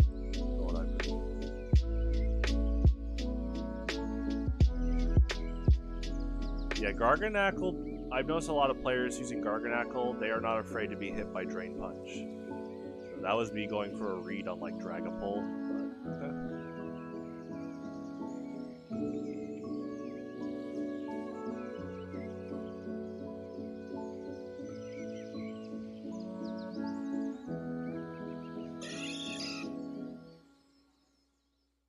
but okay. Okay. I know Alomamola's Cry. There's like a reverb, definitely. Huh. Nice.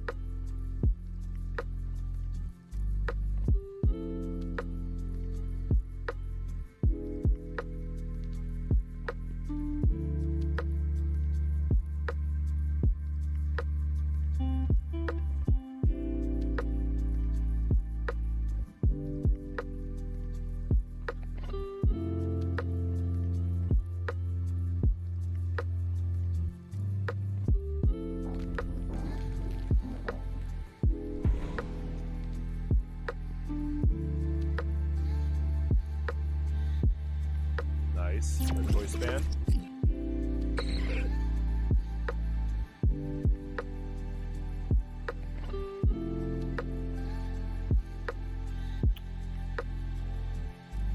It could be.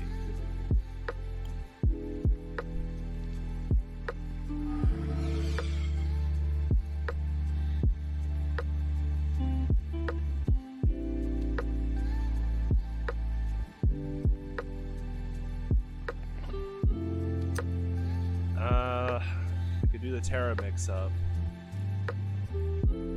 If they have flamethrower.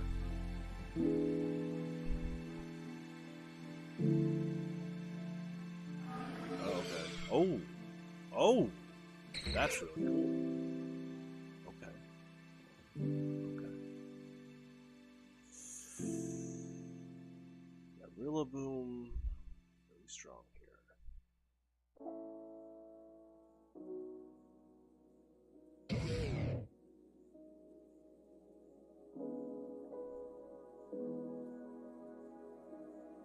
Oh, nice. Yeah, so we got mixed attacker. Actually, it's probably physical Terra Blast. I just realized that.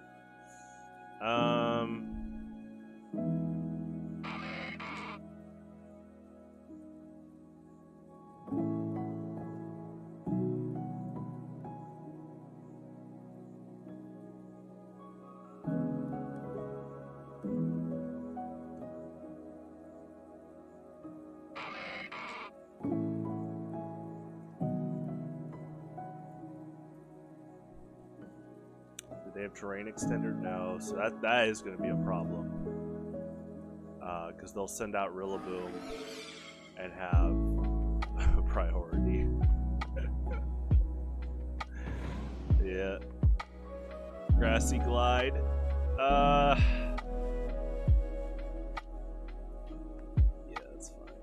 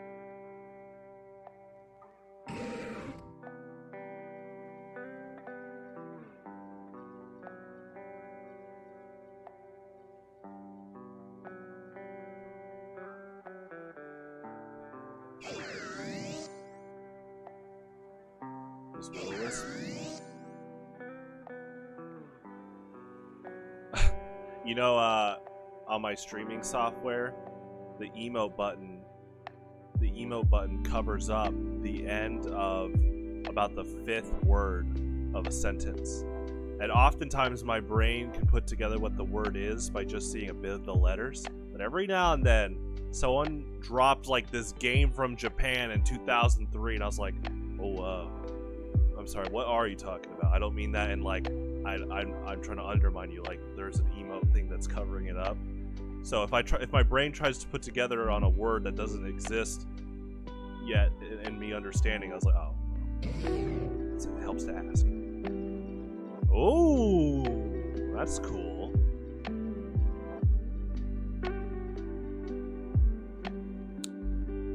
I think I can do. This is like a full special wash rotom set. Terra, Electric Terra. Would Ditto knock out? I feel like Hydro Pump could knock out. Let's try it. They have Hydro Pump.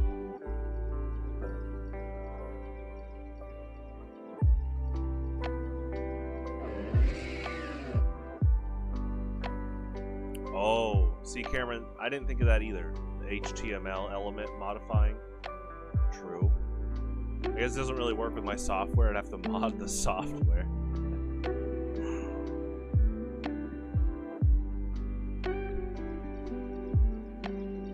Okay, Chestnut. Probably gonna do like Leech Seed.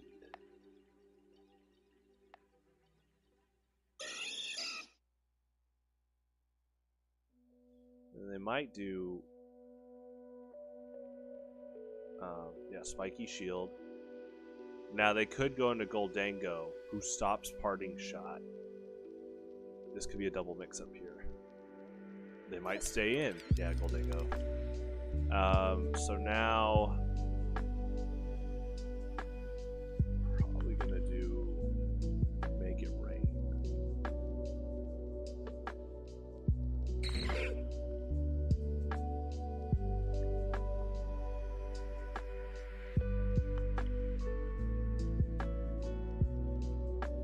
And then I guess Chestnut will have Bulletproof.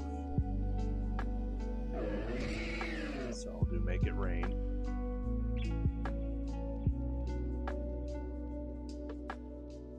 They're probably gonna Leech Seed again. I think I need to go for like an Ice Beam here.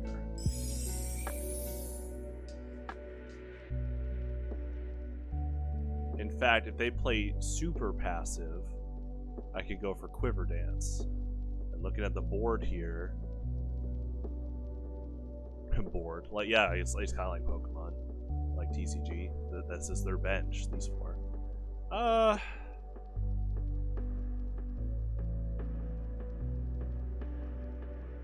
guess if I live, it might Drain Punch. Oh, okay.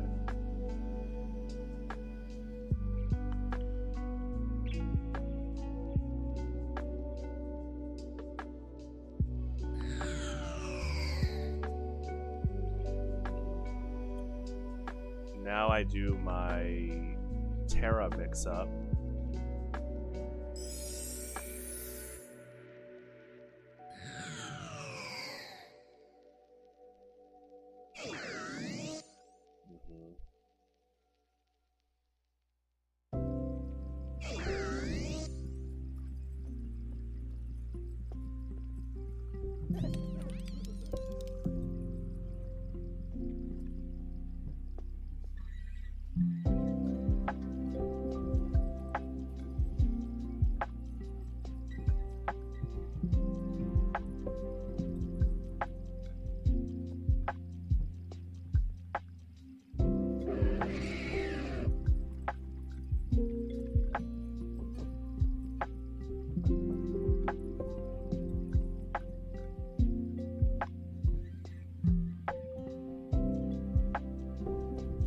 Go back into Goldango.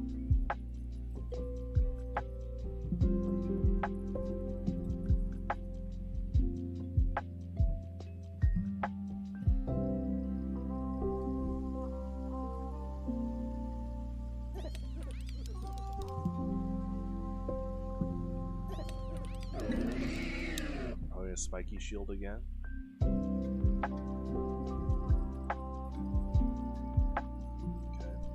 Might go for the double.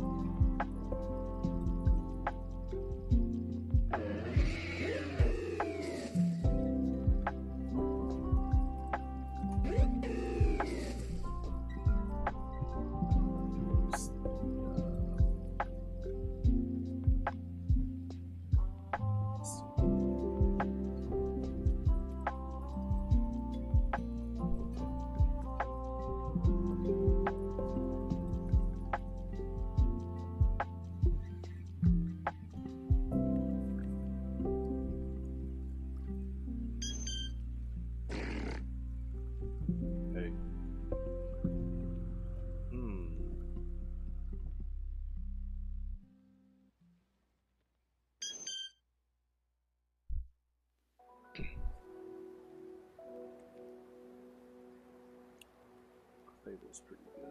But there's been a lot of mix-ups, and what's interesting is they nerfed soft-boiled.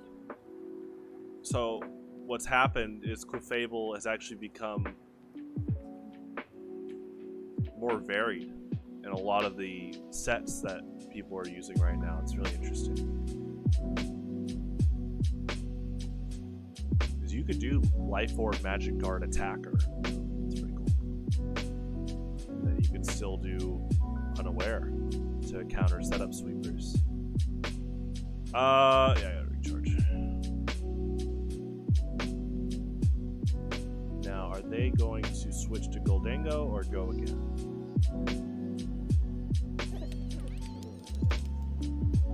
Nice.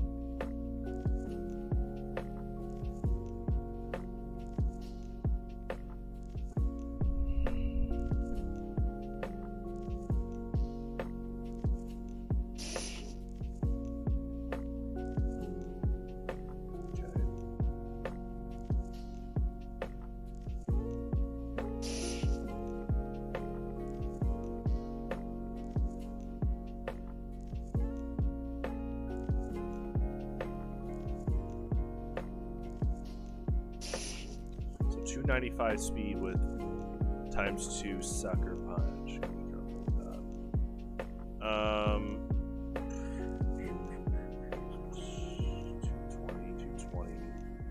220, choice scarf. And then I'll probably still go for sucker punch.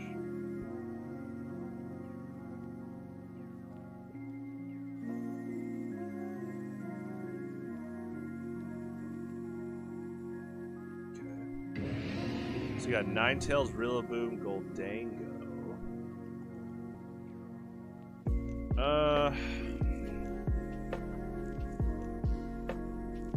I could bluff First Impression to try to get them not to have Rillaboom out ASAP.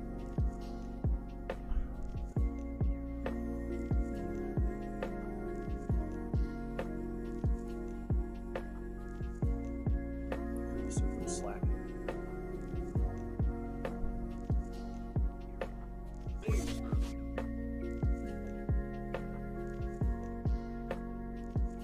think if I was to bluff first impression, I should have switched faster. That's actually an underrated part of the game, is confidence in how fast you switch can bluff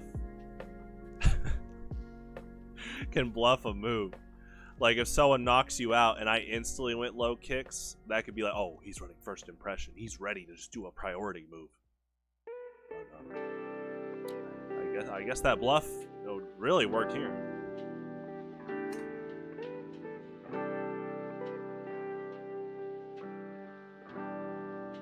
Ooh, random? Yeah, Gen 7 random pickup turn. Should be fun.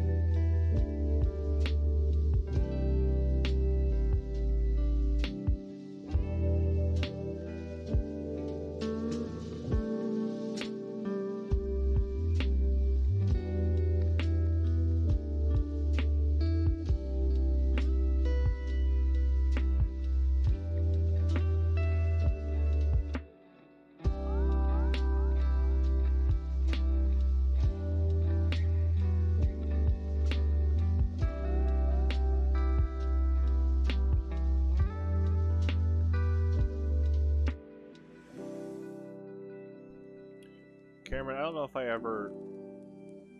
don't think you saw, I know I talked about it in the past, I definitely have. I don't know if you ever saw my National Dex Anything Goes team from Gen 8. But I had multiple people on ladder brush off Masquerade, like, what? You know? And with a focus sash, you would just do Quiver Dance Baton Pass, and you give it to Palky over here, and now he's got, you know, +1 special stats and +1 speed. There you go. With Z Hydro Pump ready. It was pretty fun. The speed was like exact to like outspeed certain Pokemon in the meta at +1. I remember that. Yeah. And yeah, it was like a theme team with these 4. I ran Pheromosa because it checks Zacian. Zacian was super meta. Zacian was so meta that he got banned from Gen 8 Ubers. But this is Gen 8 Anything Goes. So, you know, it's around. And so I would run, like, close combat choice band. Stuff like that. But it was a lot of fun. And if they didn't hit Masquerade, if they didn't trigger Focus Sash yet, the cherry on top was one of these 2. Because the more that they tried to set up, like, let's say Light Screen or Reflect, I'm like, oh, Quiver Dance and Sticky Whip. Or Stun Spore, you know, it was pretty fun. I love Masquerade. Arceus, I love this set. It takes advantage of Arceus having stab extreme speed, so you can put all your EVs into bulk and attack, like nothing in speed. It's great, especially when you're running Swords Dance Silk Scarf, you know. Let's try this turn.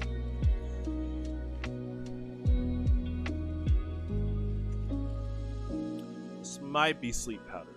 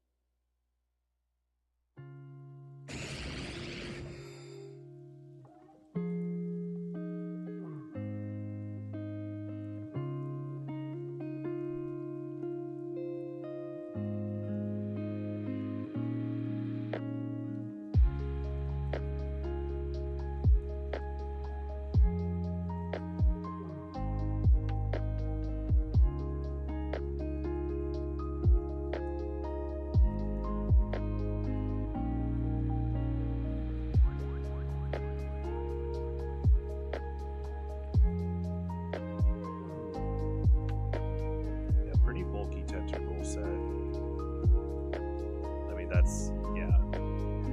That tends to be the association with Tentacruel. It's just got, I think she has good natural bulk.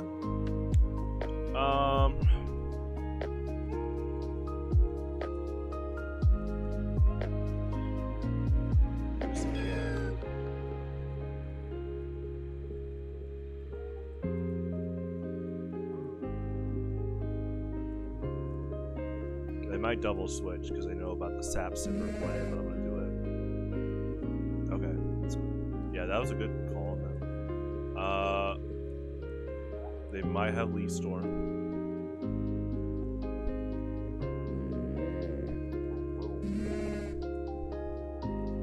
Okay. It's probably Hammer Arm.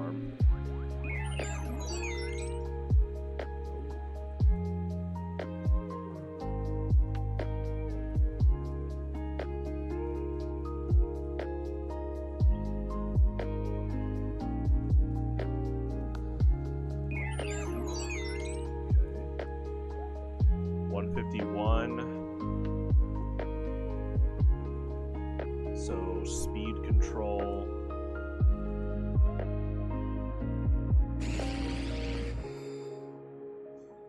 Yeah, choice spec sludge wave. Will they do the gambler's fallacy? Yes, and I didn't knock out, so good on them. Well, knocked out with life orb, but yeah. That is definitely the gambler's fallacy. Is sometimes players will be like, "I've already put this much stat investment in this Pokemon. There's no way I'll admit to retreating." Okay. Now in this case, Sludge Wave didn't KO, so yeah, Tentacruel is doing a good job here. So we'll do an Earthquake. They will probably trade. It'd be pretty close. I don't think Earthquake will knock out, and they'll probably do Sludge Bomb. Oh.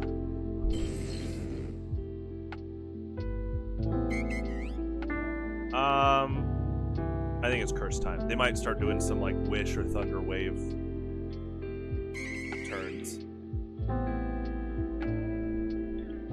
turns with those moves.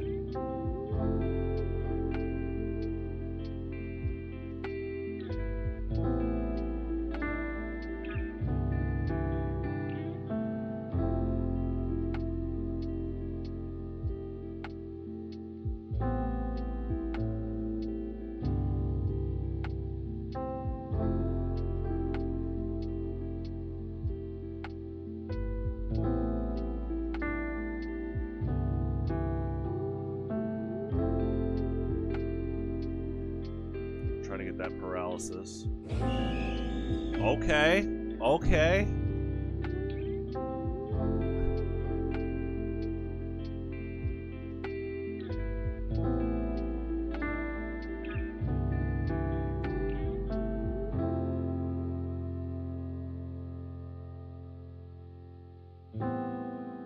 Yeah, sunk cost. I mean, some people call it gambler's fallacy by association, because gamblers are known to be like, I've already gone this far into blackjack, losing over and over, I can't leave now. Yeah, sunk cost.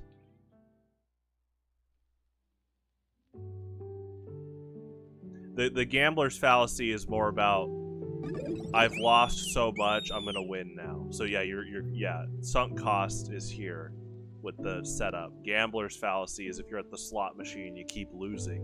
And you're like, well, at this point, I have to win. Yeah. Yeah. It's just that sometimes there is an association between the two. Sunk cost could be like your money, and you're trying to justify saying, I've put this much money in, I ain't backing out now. So that's how I can get those two cross-wired. But yes, that is the correction there. Thank you. A lot of gambler fallacies in competitive Pokemon. You don't want to step into there. It literally, sometimes it is pride. They cannot admit that you might have like a counter to what they've built up. You can bluff it. Okay. They might have U-turn. Oh, that's pretty good.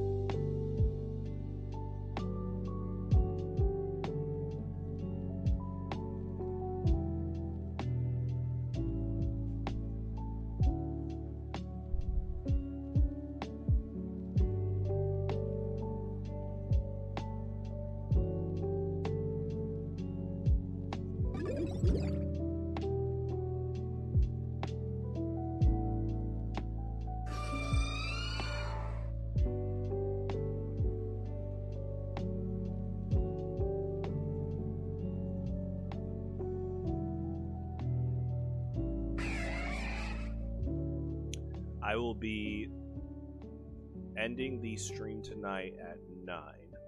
I'm gonna get this Pokemon coverage out tonight. So, but we'll do OU ladder after this tournament. 9 Central Time for people tuning in outside of Central USA. Yeah,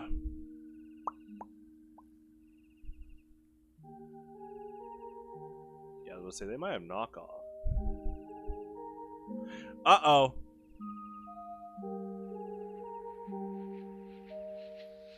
There you go.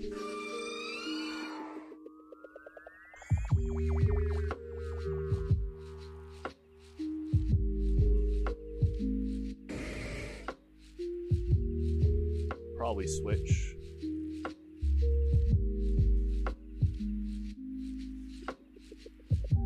Like Oricorio. And then they get Hurricane.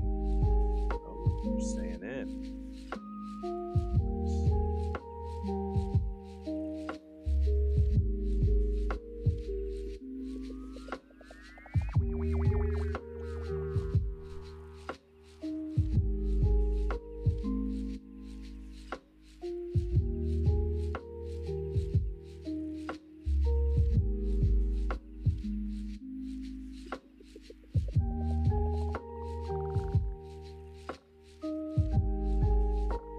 Technically guts boosted. I do love that. I love that by technicality Showdown does highlight that your attack goes up when you're frozen with guts. We'll do Facade. Ooh, nice. I like it.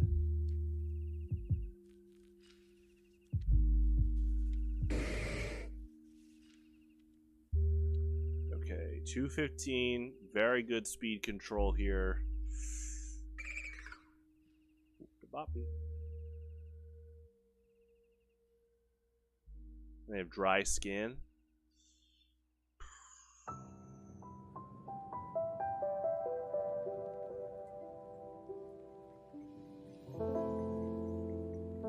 I'm pretty sure they have dry skin. So I'll do U-turn. Yeah, that's really good.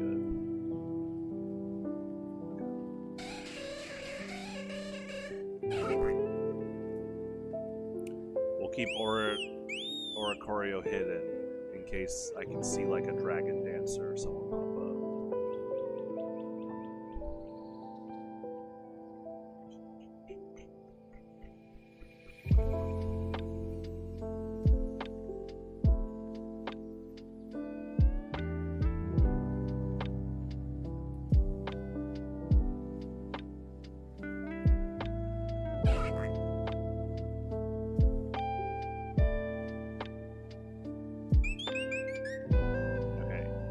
This is with speed control in mind. Oh yeah, I was trying to keep Oricorio hidden, but in this case, speed control is very helpful here.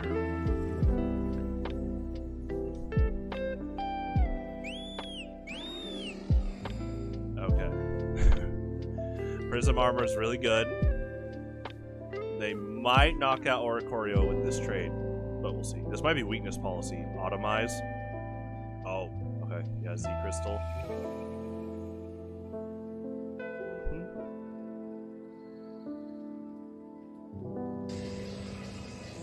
Okay. Pretty good call. They might Thunder Wave.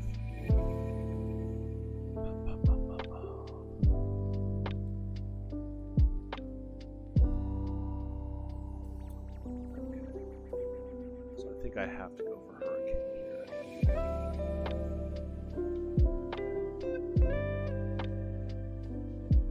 And then, yeah, Roost.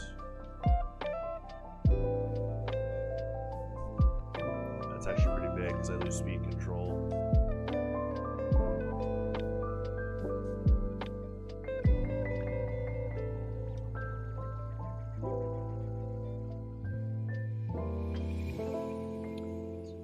Probably gonna keep doing knockoff.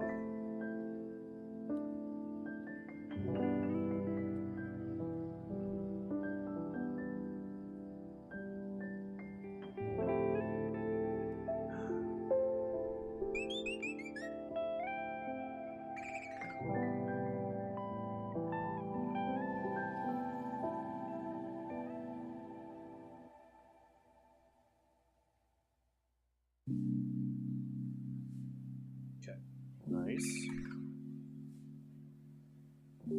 Right back.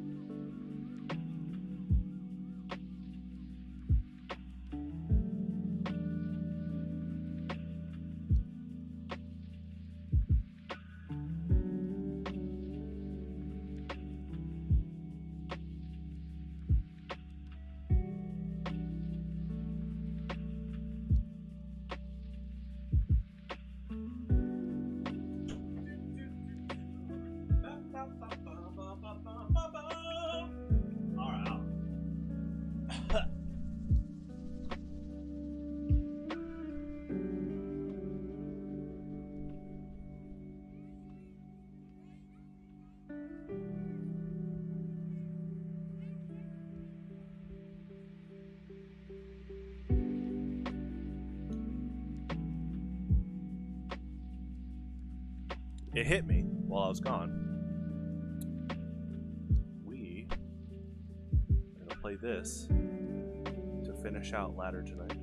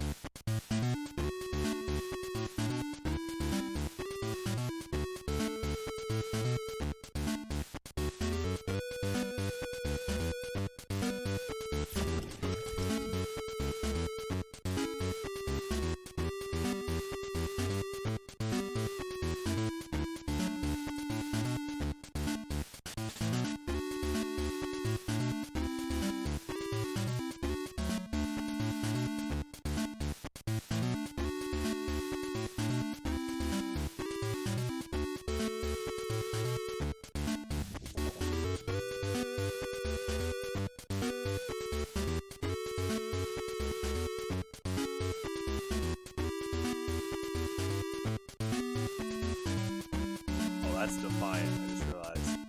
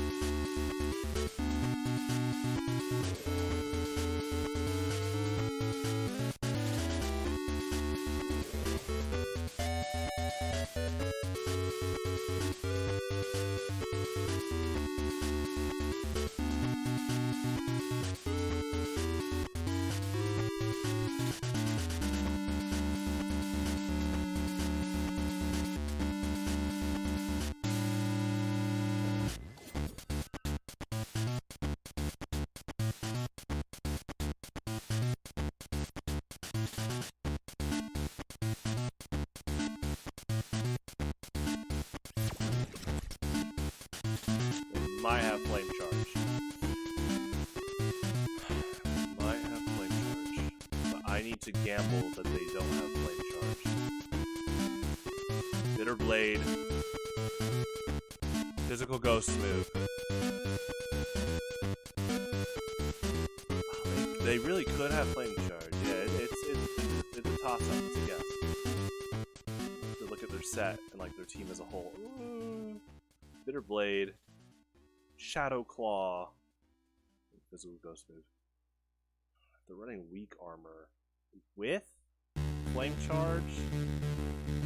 Yeah. I could just do this. I'm just thinking there's not many other scenarios. Okay, this is the scenario to do it. Here we go.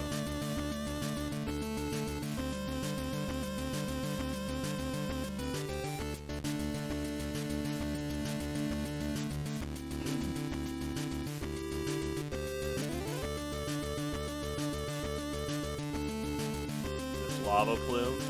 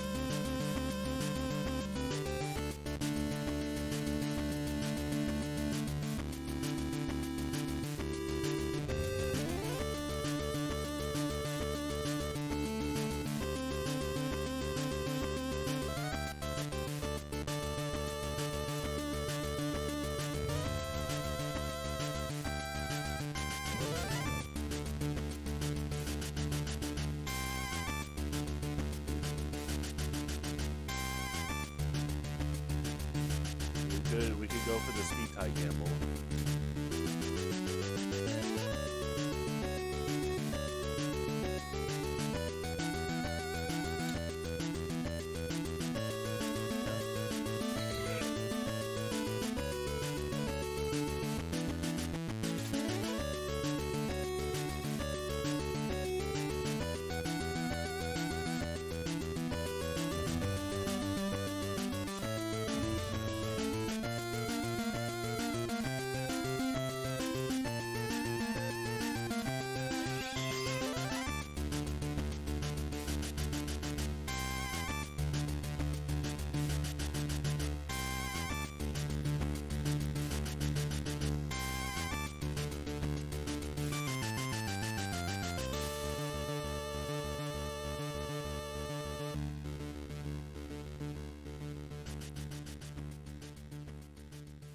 Headlong rush. Okay. So the ground move.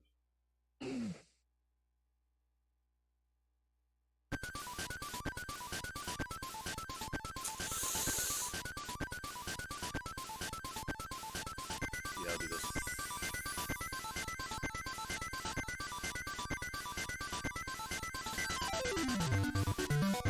I might.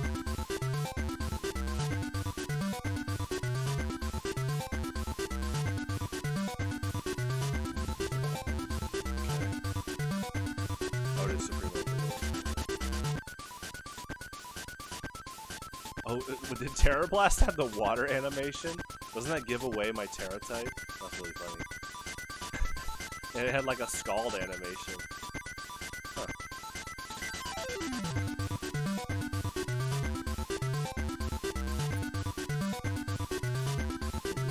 The steel move.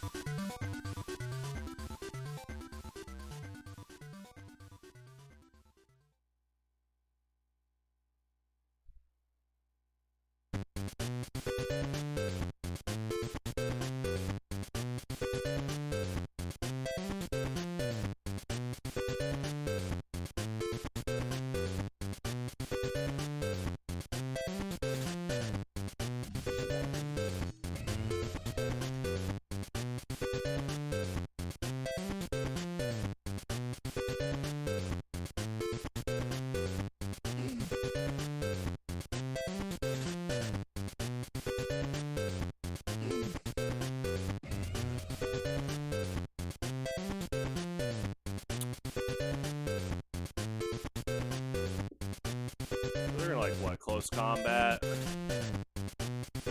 Now, wouldn't this be the case where Ditto copies Photosynthesis, gets the speed boost? They get a headlong rush?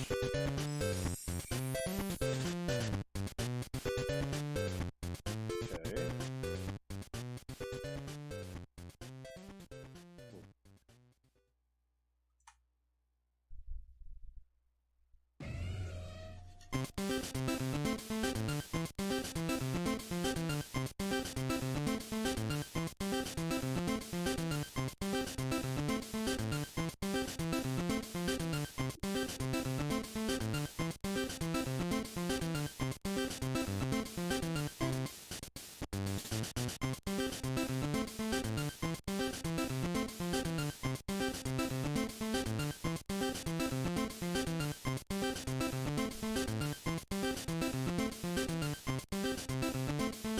Rillaboom's a good check for other water types.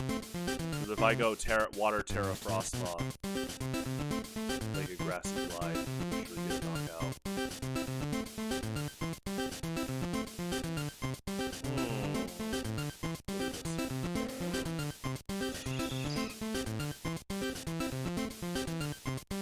They might U-turn.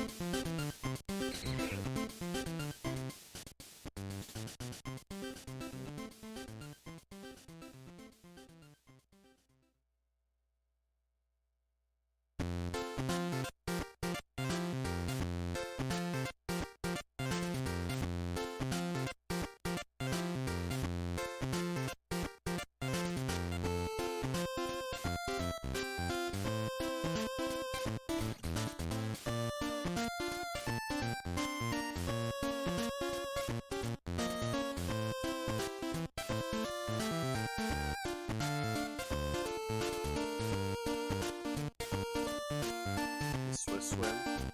That's cool.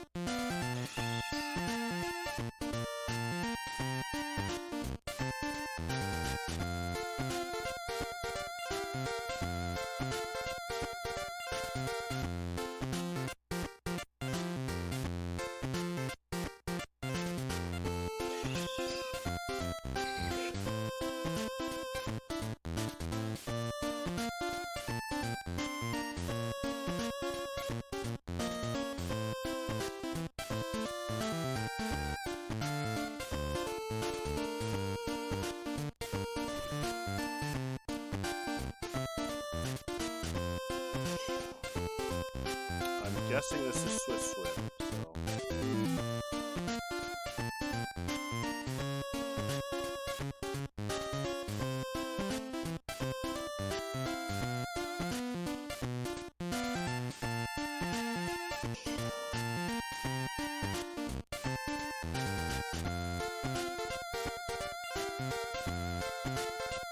Gen 9 random battle pickup tournament. Oh, I know, wait! Oh no! Hold on. Might have been too quick there, hold on.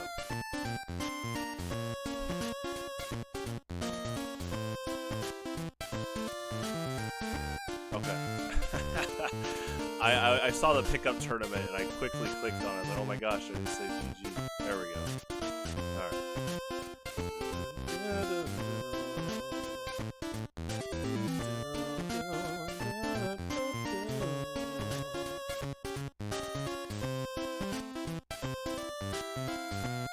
Wait on that pickup tournament. Should be fun.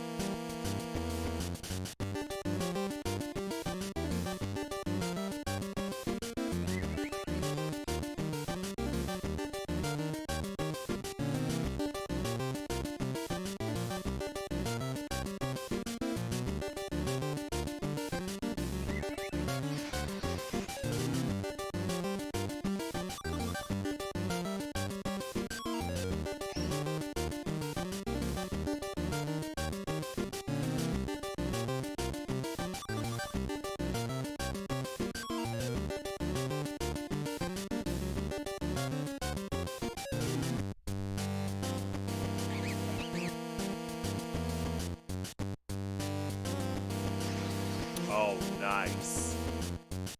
Good mix up.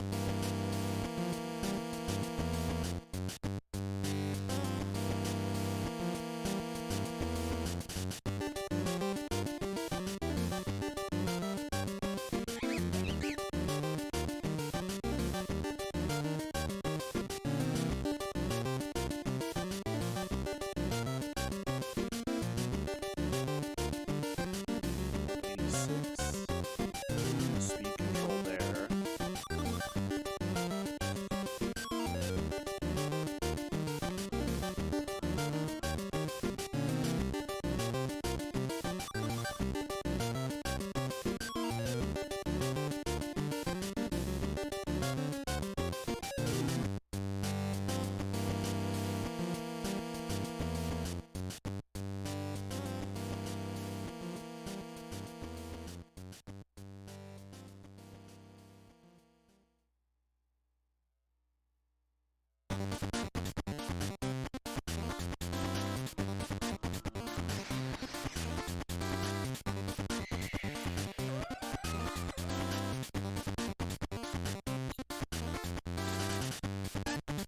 Might have chilling water or scald.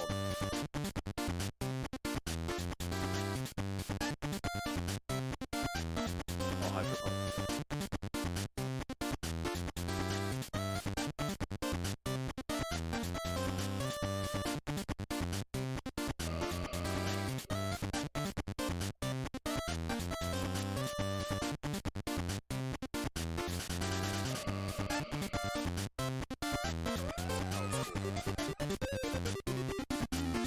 Oh, they're trading. 45. Good play. Good play. Oh, okay. That's cool.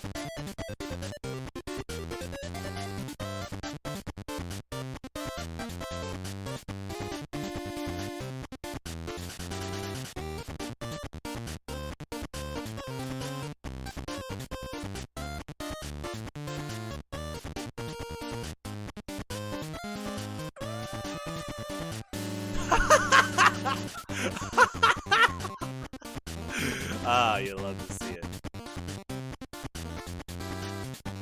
1 second.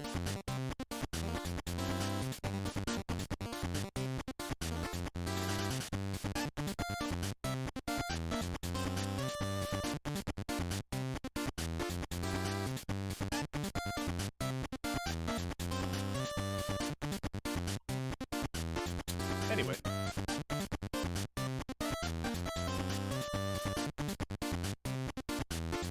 You know they would have probably said GG if they won. It's like, I was complimenting their Gardevoir to Luminion play there with Encore. You gotta be a good sport consistently, you know? A person shows their true self when things don't go their way. I hope they become better sports in the future. I mean, I guess it's a win-win. We'll just keep laughing at them, but you hope that they start changing. Enough people laugh at them. With enough times being laughed at. Who knows how many times that's happened in the past with that person.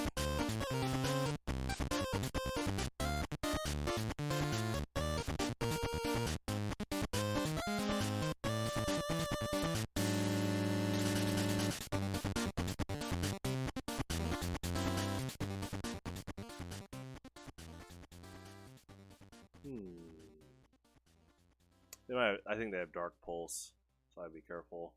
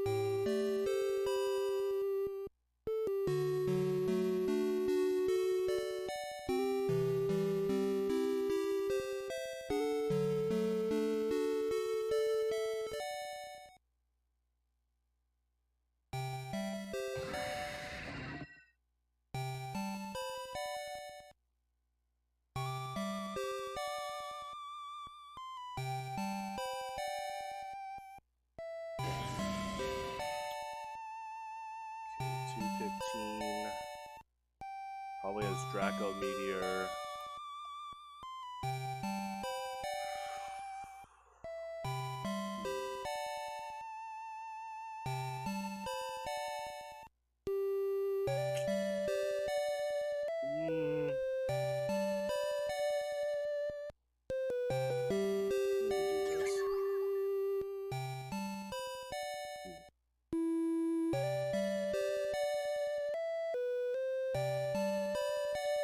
Could I tank this? We're about to find out. I was just putting like Draco Meteor or something. I think Fion lives in this situation. We're about to find out. Oh, well, lives the critical hit. Oh man. Nice. Okay. So can I set anything up? I can set up spikes. Set up spikes.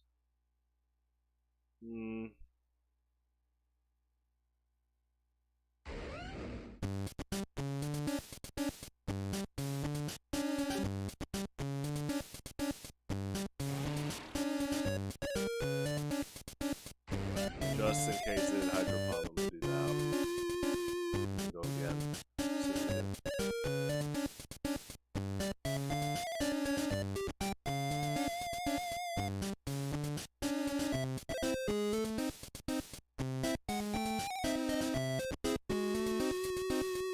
Yeah, Psychic's really good here. Normal Psychic. Okay.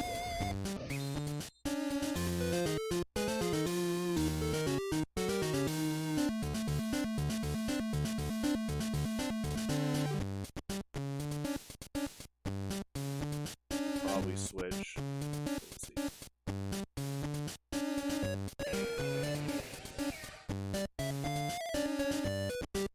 Oh, that's a good frisk. Yeah, because now they know I'm choice banded. So they could go into like a dark resist Pokemon and possibly get me to switch. Like they could send out Zoroark, a nasty plot. Yeah. Let's see.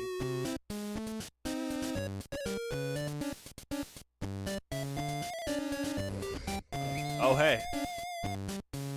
I assume there's just one set in the random battle pool, but if there's another one, it could be justified. And then they would get a boost.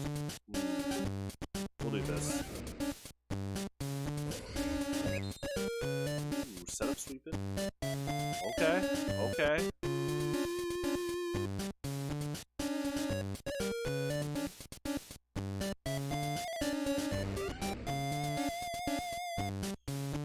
$356 speed.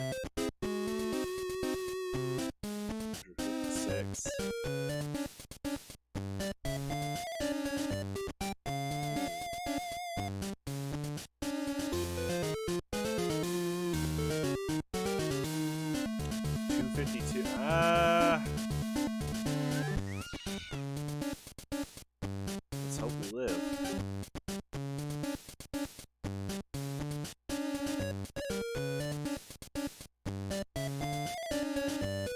Oh, nice.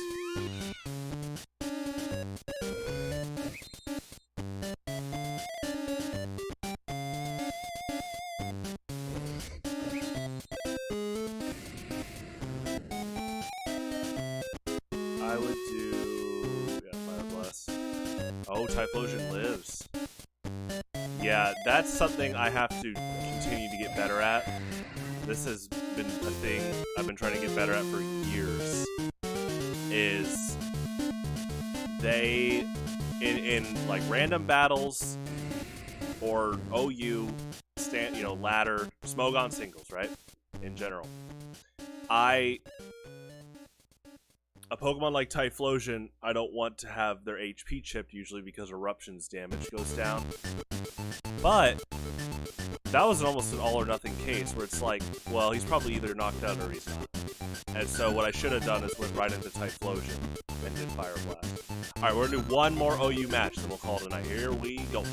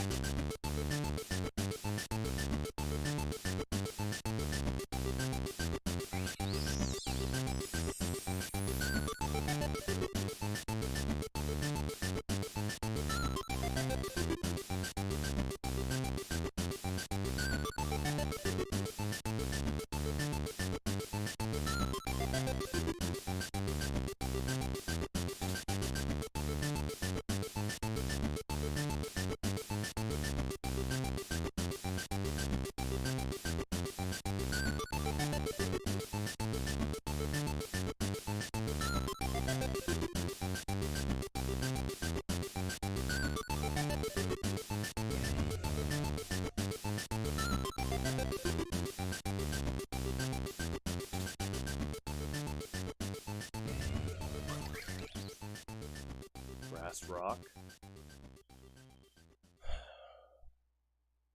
We're gonna like Terra mix up. Okay, sturdy up. Alright.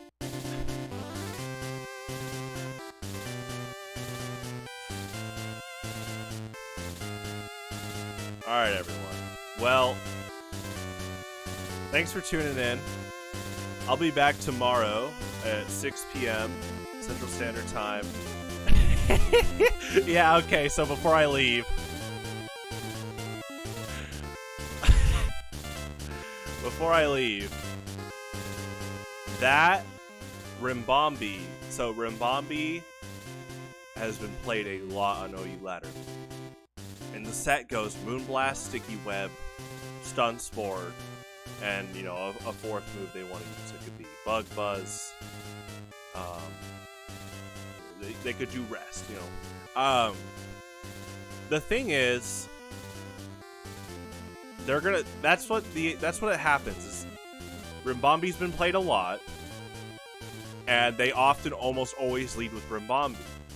So when I just promote, usually Frostmoth is very similar to Volcarona. They think you're not going to promote Frostmoth till mid-late game.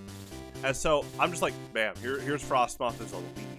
And so to them, they were just like, oh, I'll Stun Spore it. It won't be that fast.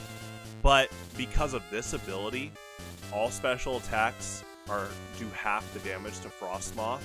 And then Quiver Dance, Amplify Special Defense, and then I already have some bulk investment. Like you saw, Moonblast wasn't doing a lot of damage towards the end. And I do this. Frostmoth is also a Trojan horse towards Goldengo because you Terra Water it. And so when it does its Make Its Rain Steel attack, it now resists that.